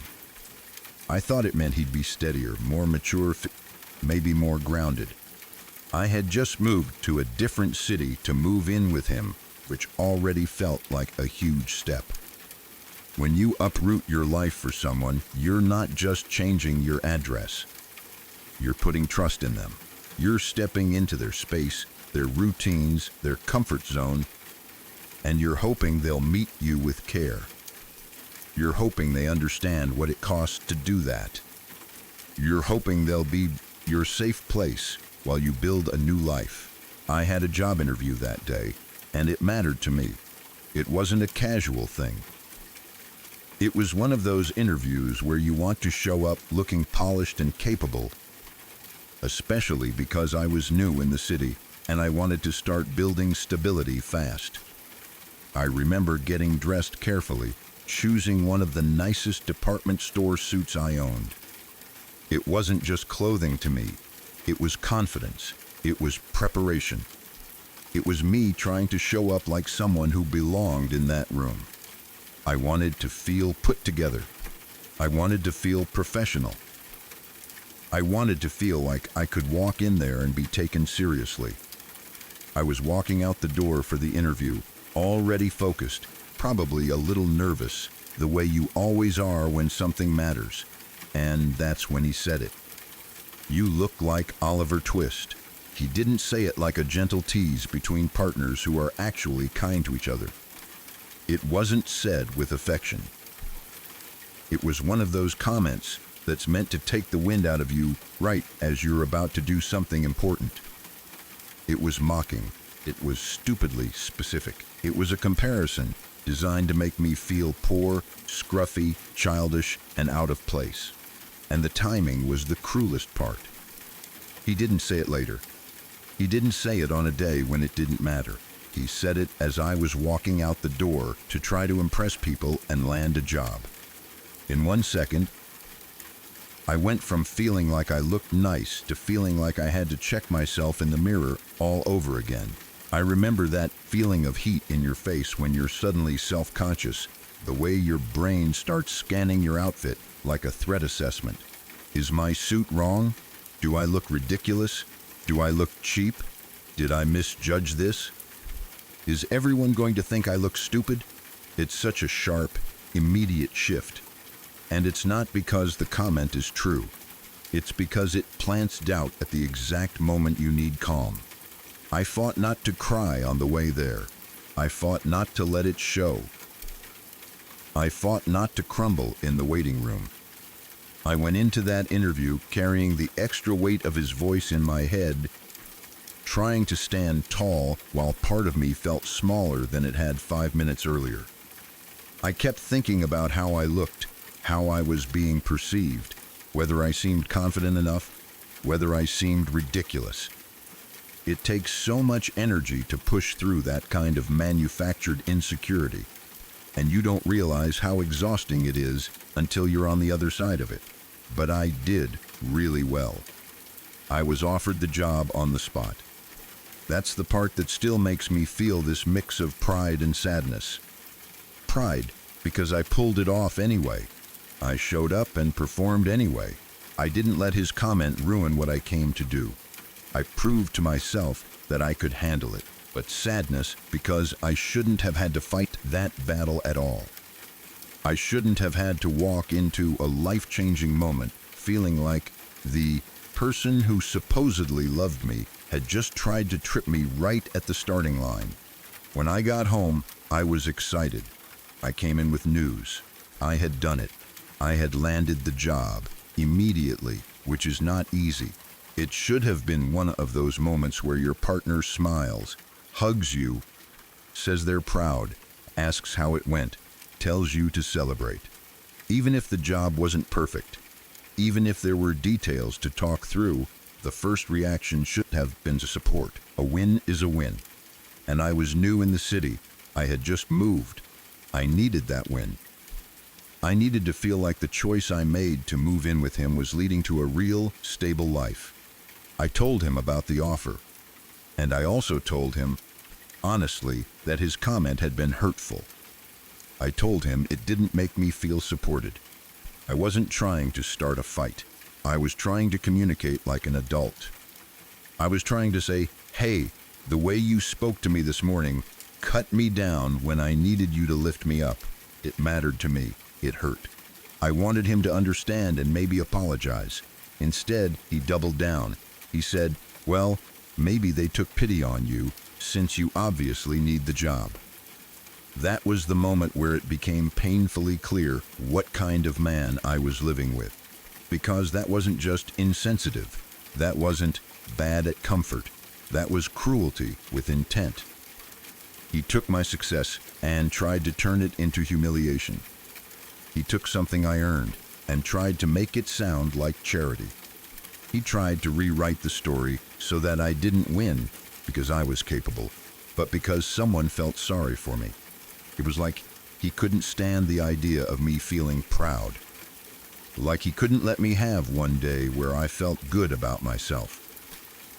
Like if I stood a little taller, he needed to push me back down to the height he was comfortable with. And the fact that he was older made it even more disgusting, because it wasn't immaturity. It wasn't a dumb 20-year-old comment from someone who hasn't learned empathy. It was a grown man choosing to undermine his partner. In a healthy relationship, your partner doesn't compete with you. They don't resent your confidence. They don't mock you right before important moments. They don't take your success and twist it into an insult. They don't frame your achievements as pity. They celebrate you. They protect your self-esteem. They want you to win because your win is their win too. But with him, it felt like my wins threatened him. And that's a hard thing to realize when you've moved your whole life for someone. When you've stepped into their city, their home, their comfort, and you've made yourself vulnerable by starting over. Because at that point, you're not just dealing with a mean comment. You're dealing with the fact that the person you trusted to be on your side may not actually want you to feel strong. The saddest part is what you said at the end. You stuck it out for much longer than you should have. That's so common. And it doesn't mean you were weak. It means you were invested. It means you were trying to make it work. It means you were probably doing what so many people do when they're being chipped away at slowly. You kept hoping the next day would be better. You kept thinking, maybe he didn't mean it. You kept minimizing it. You kept trying to earn the version of him that was kind at the beginning, if that version ever existed. You kept trying because you weren't the kind of person who gives up easily. But you didn't deserve any of that. Not the Oliver Twist comment. Not the pity comment. Not the way he turned an important moment into a confidence trap. Not the way he tried to make you feel small in a suit you were proud of. And here's the truth that his words can't change. They offered you the job on the spot because you did well. You earned it. You walked in there with nerves and self-doubt and still showed up as capable. That's yours. That moment belongs to you, not to him. When I think about this story, I don't see someone who looked like Oliver Twist.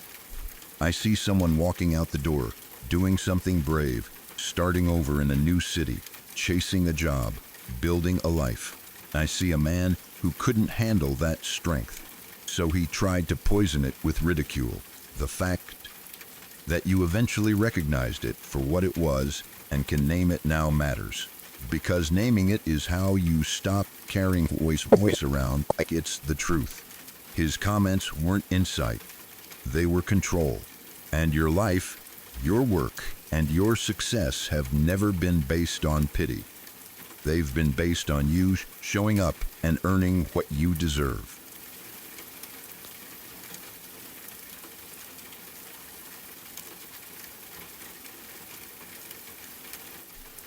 I broke up with him several months ago because I discovered he had been hiding a lot of information about his past. It wasn't a small omission. It was enough that it changed how I saw the relationship. Because when someone hides much information, it doesn't just feel like a mistake. It feels like you were dating a curated version of them, like you were loving someone while missing pieces you would have wanted to know before you built a life around them. It makes you question what was real and what was carefully managed. When the breakup happened, he spent most of it telling me how nice he was to me and how he never did anything to hurt me. He kept returning to that idea, almost like he was building a case in a courtroom. Look how kind I was. Look how good I was. Look how you should see me. And on the surface, that can sound like someone trying to defend themselves, but it also does something subtle and nasty. It shifts the focus away from what he did, hiding important truths, and onto how you're supposed to feel about him. It makes the breakup about his self-image instead of your reality. It turns your pain into a debate about whether he meant to hurt you, instead of acknowledging that he did. It also creates this pressure where you feel like you're supposed to comfort the person who caused the rupture, like you're supposed to reassure them that they're still a good guy, even as you're trying to process your own hurt. It's a common tactic, whether people realize they're doing it or not. They talk about how nice they were to avoid accountability for the ways they were dishonest or unfair. They want credit for not being actively cruel, as if honesty is optional and you should be grateful they weren't worse. Then, when he finally realized there was no going back, he let loose. That part is so revealing, because if someone truly feels safe and secure in a relationship, they bring up issues in a way that aims to solve them. They communicate during the relationship, not as a final weapon on the way out. When someone holds things in, stays silent, and then unloads them, only when they're losing control of the situation, it often means the point isn't understanding. The point is damage. It's punishment for leaving. It's a way to regain power in the moment by making you doubt yourself, by making you feel guilty, by making you wonder if you were the problem all along. So he brought up all the parts of the relationship that bothered him, that he said nothing about while you were together. And among those things, he said something that hits at a very deep place. He called your involuntary PTSD flashbacks ridiculous. And it's important to sit with the details you gave, because they make his comment even more disgusting. Your flashbacks are involuntary. They're infrequent. They don't impact him beyond sometimes pausing a movie. You're not demanding constant caretaking. You're not making his life revolve around it. You're living with something real, and the effect on him is minimal. You're simply having a normal symptom of trauma show up occasionally, and his biggest burden is that the movie gets paused for a moment. For him to call that ridiculous isn't a misunderstanding. It's contempt. It's also revealing that he waited until the breakup, until he thought there was nothing left to lose, to say it. That tells me he knew it was an ugly thing to say. He knew it would make him look bad. So he kept it hidden until he could use it as a parting shot. In other words, he didn't say it because it mattered to him in a constructive way. He said it because he wanted to take something tender and real about you and turn it into an insult, right when you were already in pain and already choosing to leave. That kind of comment does two things at once. It tries to shame you for having a trauma response, and it tries to rewrite the relationship so that you leave feeling defective. It's like he wanted you to walk away thinking, maybe I'm too much, maybe I'm unreasonable, maybe I'm hard to be with. It's a way to win the breakup emotionally by making you question your own worth and reality. But the truth is, PTSD flashbacks are not ridiculous. They're not something you choose. They're not a personality flaw. They're not drama. They are your nervous system reacting to something it learned in order to survive. You don't earn points for having them, and you don't deserve shame for having them either. The fact that yours are infrequent and managed enough that the practical impact is a paused movie tells me you're already doing a lot of work to live your life anyway. His reaction, especially in the context of him hiding large parts of his past, makes a kind of cold sense. Someone who can live with significant dishonesty often has a strong need to protect their image. When that image gets threatened, they flip into defense mode, and defense mode can quickly turn into attacking the other person's vulnerabilities.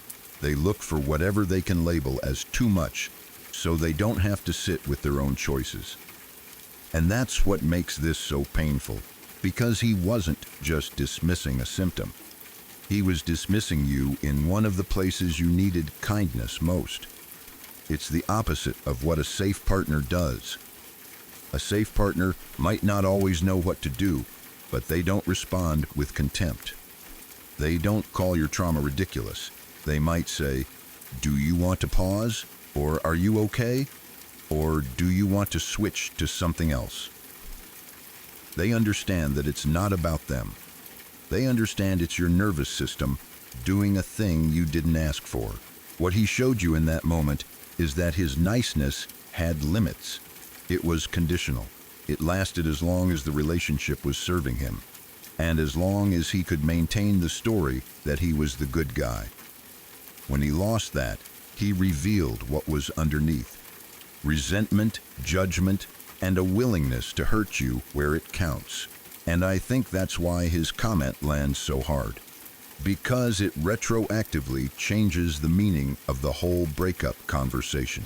He spent the breakup saying he never did anything to hurt you, but then he chose to hurt you on purpose with one of the cruelest labels he could: throw at something you can't control. That contradiction tells you everything you need to know. He wanted to be seen as harmless more than he wanted to be accountable. He wanted credit for being nice more than he wanted to actually be safe. If a part of you is replaying that word, ridiculous, please remember this: it is not an objective description of your flashbacks. It is a reflection of his character, his empathy, and his maturity. His inability or refusal to understand trauma does not make your trauma invalid. His contempt does not rewrite your reality. It just reveals that you were right to leave. And honestly, the fact that he held those criticisms back until the breakup also shows that you weren't given a fair chance to address anything. He didn't communicate. He stockpiled. He waited. And then he unloaded it when it could do the most damage. That's not the behavior of someone who wanted a healthier relationship. That's the behavior of someone who wanted control and wanted the last word. You deserved honesty about his past. You deserved compassion about your PTSD. You deserved a partner who brings issues up with respect, not as a weapon when they feel rejected. And you deserved not to have your involuntary, infrequent symptoms mocked just because he was losing the argument about his own secrecy.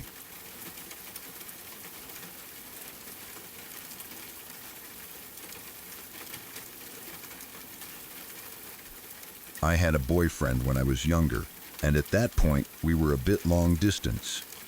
Even when things are good, long distance adds pressure. So much of the relationship depends on words. You can't smooth things over with a hug. You can't read each other's face as easily. You can't tell when someone is stressed and just needs a minute. Everything has to travel through a screen or a phone call, which means arguments can feel sharper and more dramatic than they might in person. But even with that, there are still lines a person does not cross if they have any real love or respect for you. My mom had died a few years before we started dating. It wasn't a secret. He knew. He knew what it meant, even if he didn't fully understand it the way someone who has lived it does. Losing your mother isn't just a sad detail. It changes your whole life. It changes your sense of safety. It changes the way you see time. It leaves a kind of quiet ache that can show up out of nowhere, even years later. Even when you're doing okay on the outside, it becomes part of you. When someone dates you knowing that, they're holding something fragile without even realizing it.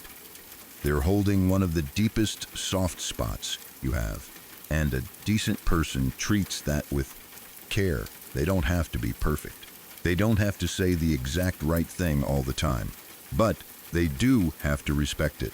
They do have to understand that grief isn't something to throw in your face. We had one really bad argument. I don't even remember all the details now. And honestly, the details don't matter as much as what he chose to do at the end. Couples argue. People get mad.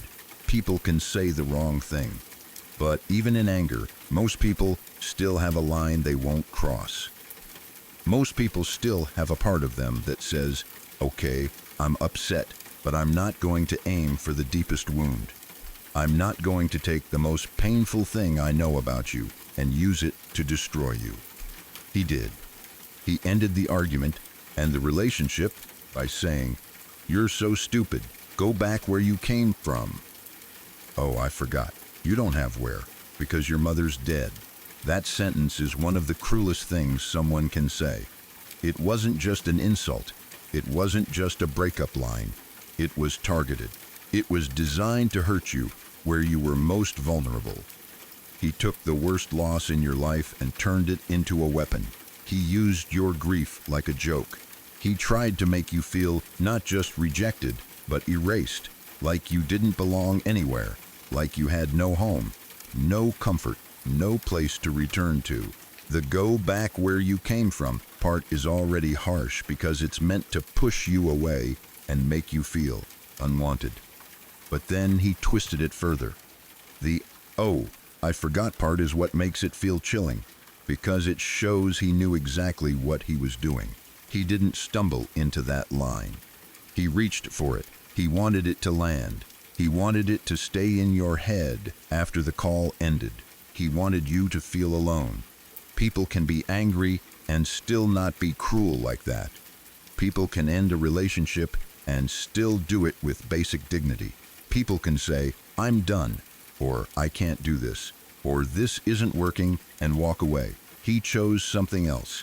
He chose emotional violence. He chose to attack your biggest wound because he wanted to win the moment by hurting you more than you could hurt him. If that line still replays in your head sometimes, it makes sense. The brain holds on to shocks like that. When someone you trusted uses your deepest pain against you, it doesn't just hurt in the moment. It can change how safe you feel in future arguments. Because your nervous system learns that words can become weapons at any time. It can make you tense up when conflict starts. It can make you expect that people will go for your throat if they get mad. It can even make you question yourself in a way that isn't fair, like maybe you deserved it, or maybe you pushed him to it. But nothing you said in an argument makes that sentence okay. Nothing. There is no excuse for mocking a dead parent. There is no excuse for trying to make someone feel like they have nowhere to go because they lost their mother. That isn't a mistake. That is a choice. And I want to say something clearly, because grief already comes with enough weight. Your mother's death does not make you lesser. It does not mean you have nowhere. It does not erase your belonging. It does not mean you deserve cruelty. The fact that he used it against you doesn't say anything about your worth. It says everything about him and the kind of person he was. Sometimes people like that will later try to take it back, or apologize, or act like they didn't mean it. But even if he ever tried to soften it later, it wouldn't erase the fact that he chose it in that moment. He chose the one thing he knew would cut the deepest. That matters. If it helps to reframe it, here's what I hear underneath his words. He wasn't just insulting you. He was trying to isolate you. He was trying to make you feel like you had no safety net and no support, so that even after the breakup, you would still feel shaken and small. He wanted you to doubt yourself. He wanted you to carry his voice with you.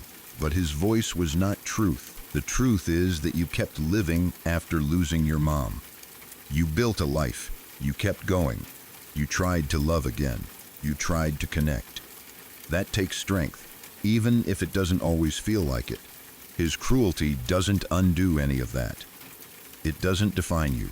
It only proves he was not a safe person to love. And I'm sorry that someone said that to you. Not in a vague way, but in the very specific way it lands, like an echo. If it pops up again in your head, I want you to remember this. It was a weapon, not reality.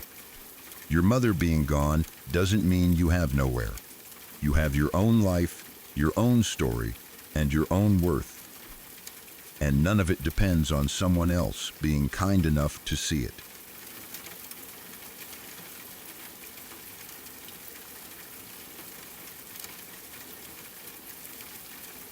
My parents were over, and my ex-boyfriend was there too. One of my dad's cousins stopped in, and for a little while the whole house had that warm, old family feeling that's hard to explain unless you've been in it. The kind where people start telling stories and you can almost see the past in the room with them. Everyone was talking about my dad's side of the family, the history of the family farm, little details about relatives, who lived where, what things used to be like. It was that kind of conversation that might sound boring to someone outside of it, but inside the family, it matters. It's how people pass down belonging. It's how you learn where you come from.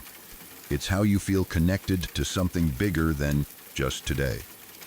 I was happy my parents were there. I wanted it to be a normal moment. I wanted it to be one of those evenings where your partner just sits with you, listens, and slowly becomes part of the circle. Even if he's quiet, no one needed him to impress anyone. No one needed him to perform. Just be present. Just show enough interest to make me feel like he cared about my life, because my family is part of my life. And if you love someone, you don't only love the convenient, fun parts of them. You love the whole person, including the things that shaped them. But while we were all out there talking, he was sitting in the guest room playing handheld video games. Not just glancing at his phone for a second, not stepping away for a quick call. He was fully checked out, choosing a game over being with us. I noticed it and felt that familiar mix of disappointment and embarrassment.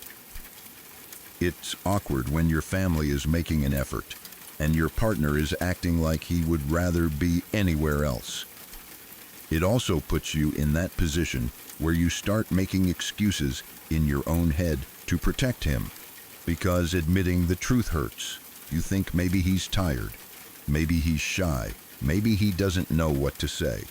You try to soften it, because it's painful to realize you're sitting with your family and the person you're with isn't even trying to belong.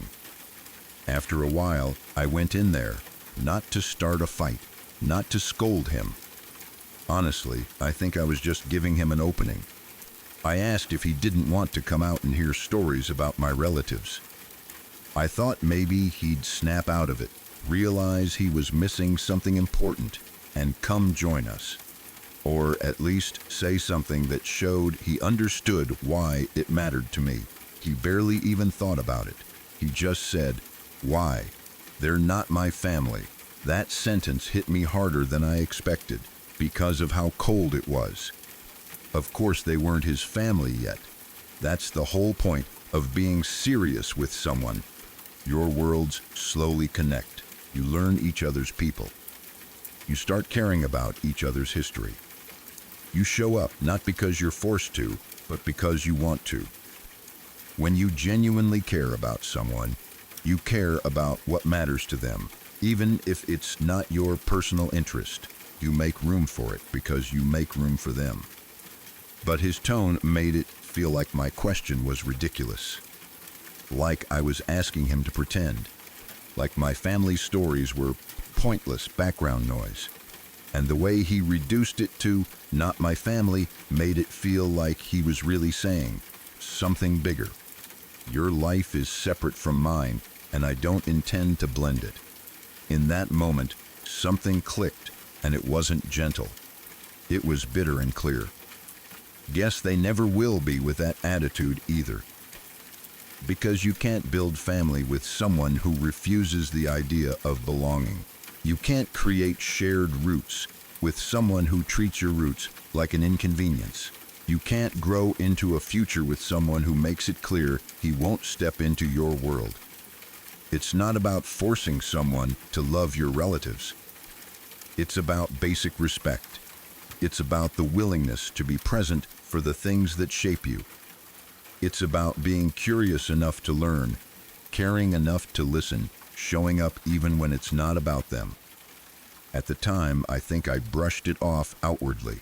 I probably walked back out with that tight feeling in my chest and tried to keep the mood normal with my parents.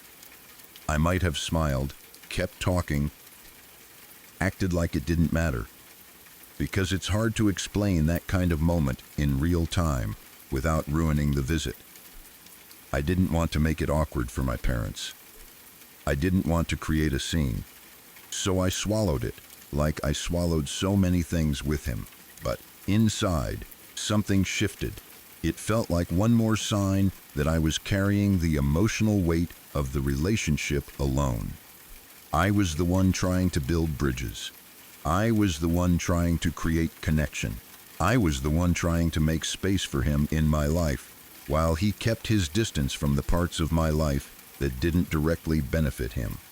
And the longer I stayed, the more I realized it wasn't shyness, it wasn't tiredness, it wasn't awkwardness, it was disinterest. Not just disinterest in one conversation, but disinterest in me as a whole person with a whole life. Disinterest in what shaped me.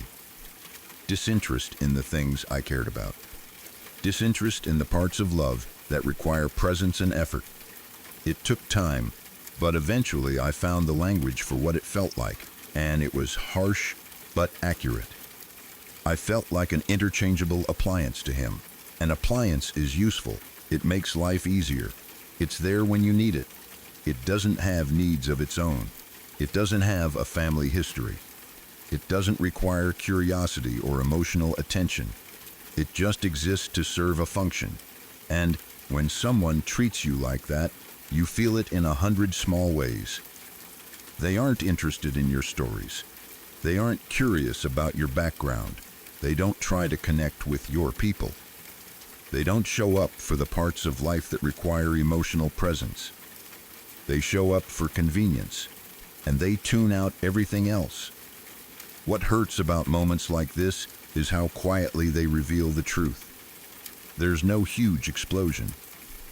There's no dramatic scene. It's just you offering a normal doorway into connection, and them refusing it like it's beneath them. It's you realizing you're trying to build something with someone who doesn't want to build anything with you. They want the relationship to stay in a narrow lane where it never asks to grow, never asks them to care deeper, never asks them to be present in a way that costs effort. And once you finally see it clearly, it's painful, but it's also clarifying, because it means it wasn't your job to make him care.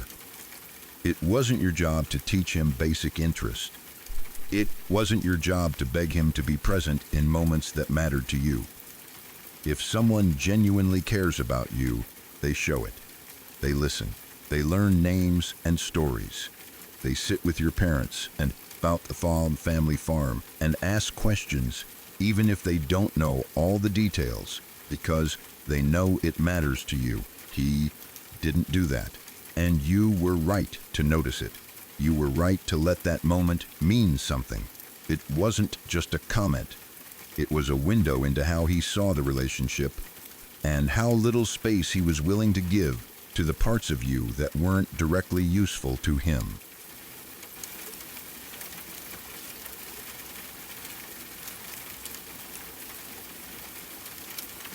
If you've stayed with me this far, then these stories didn't simply pass the time. They stayed with you. Everything you heard tonight was real. Real people. Real moments. And in each one, something quietly slipped out of place. If you'd like more of the kind that don't let go so easily, subscribe to Crowvane Manor. There are more rooms left open and more stories waiting behind every door. I'm grateful you spent this part of your night here. Rest well, and I'll be waiting when you return.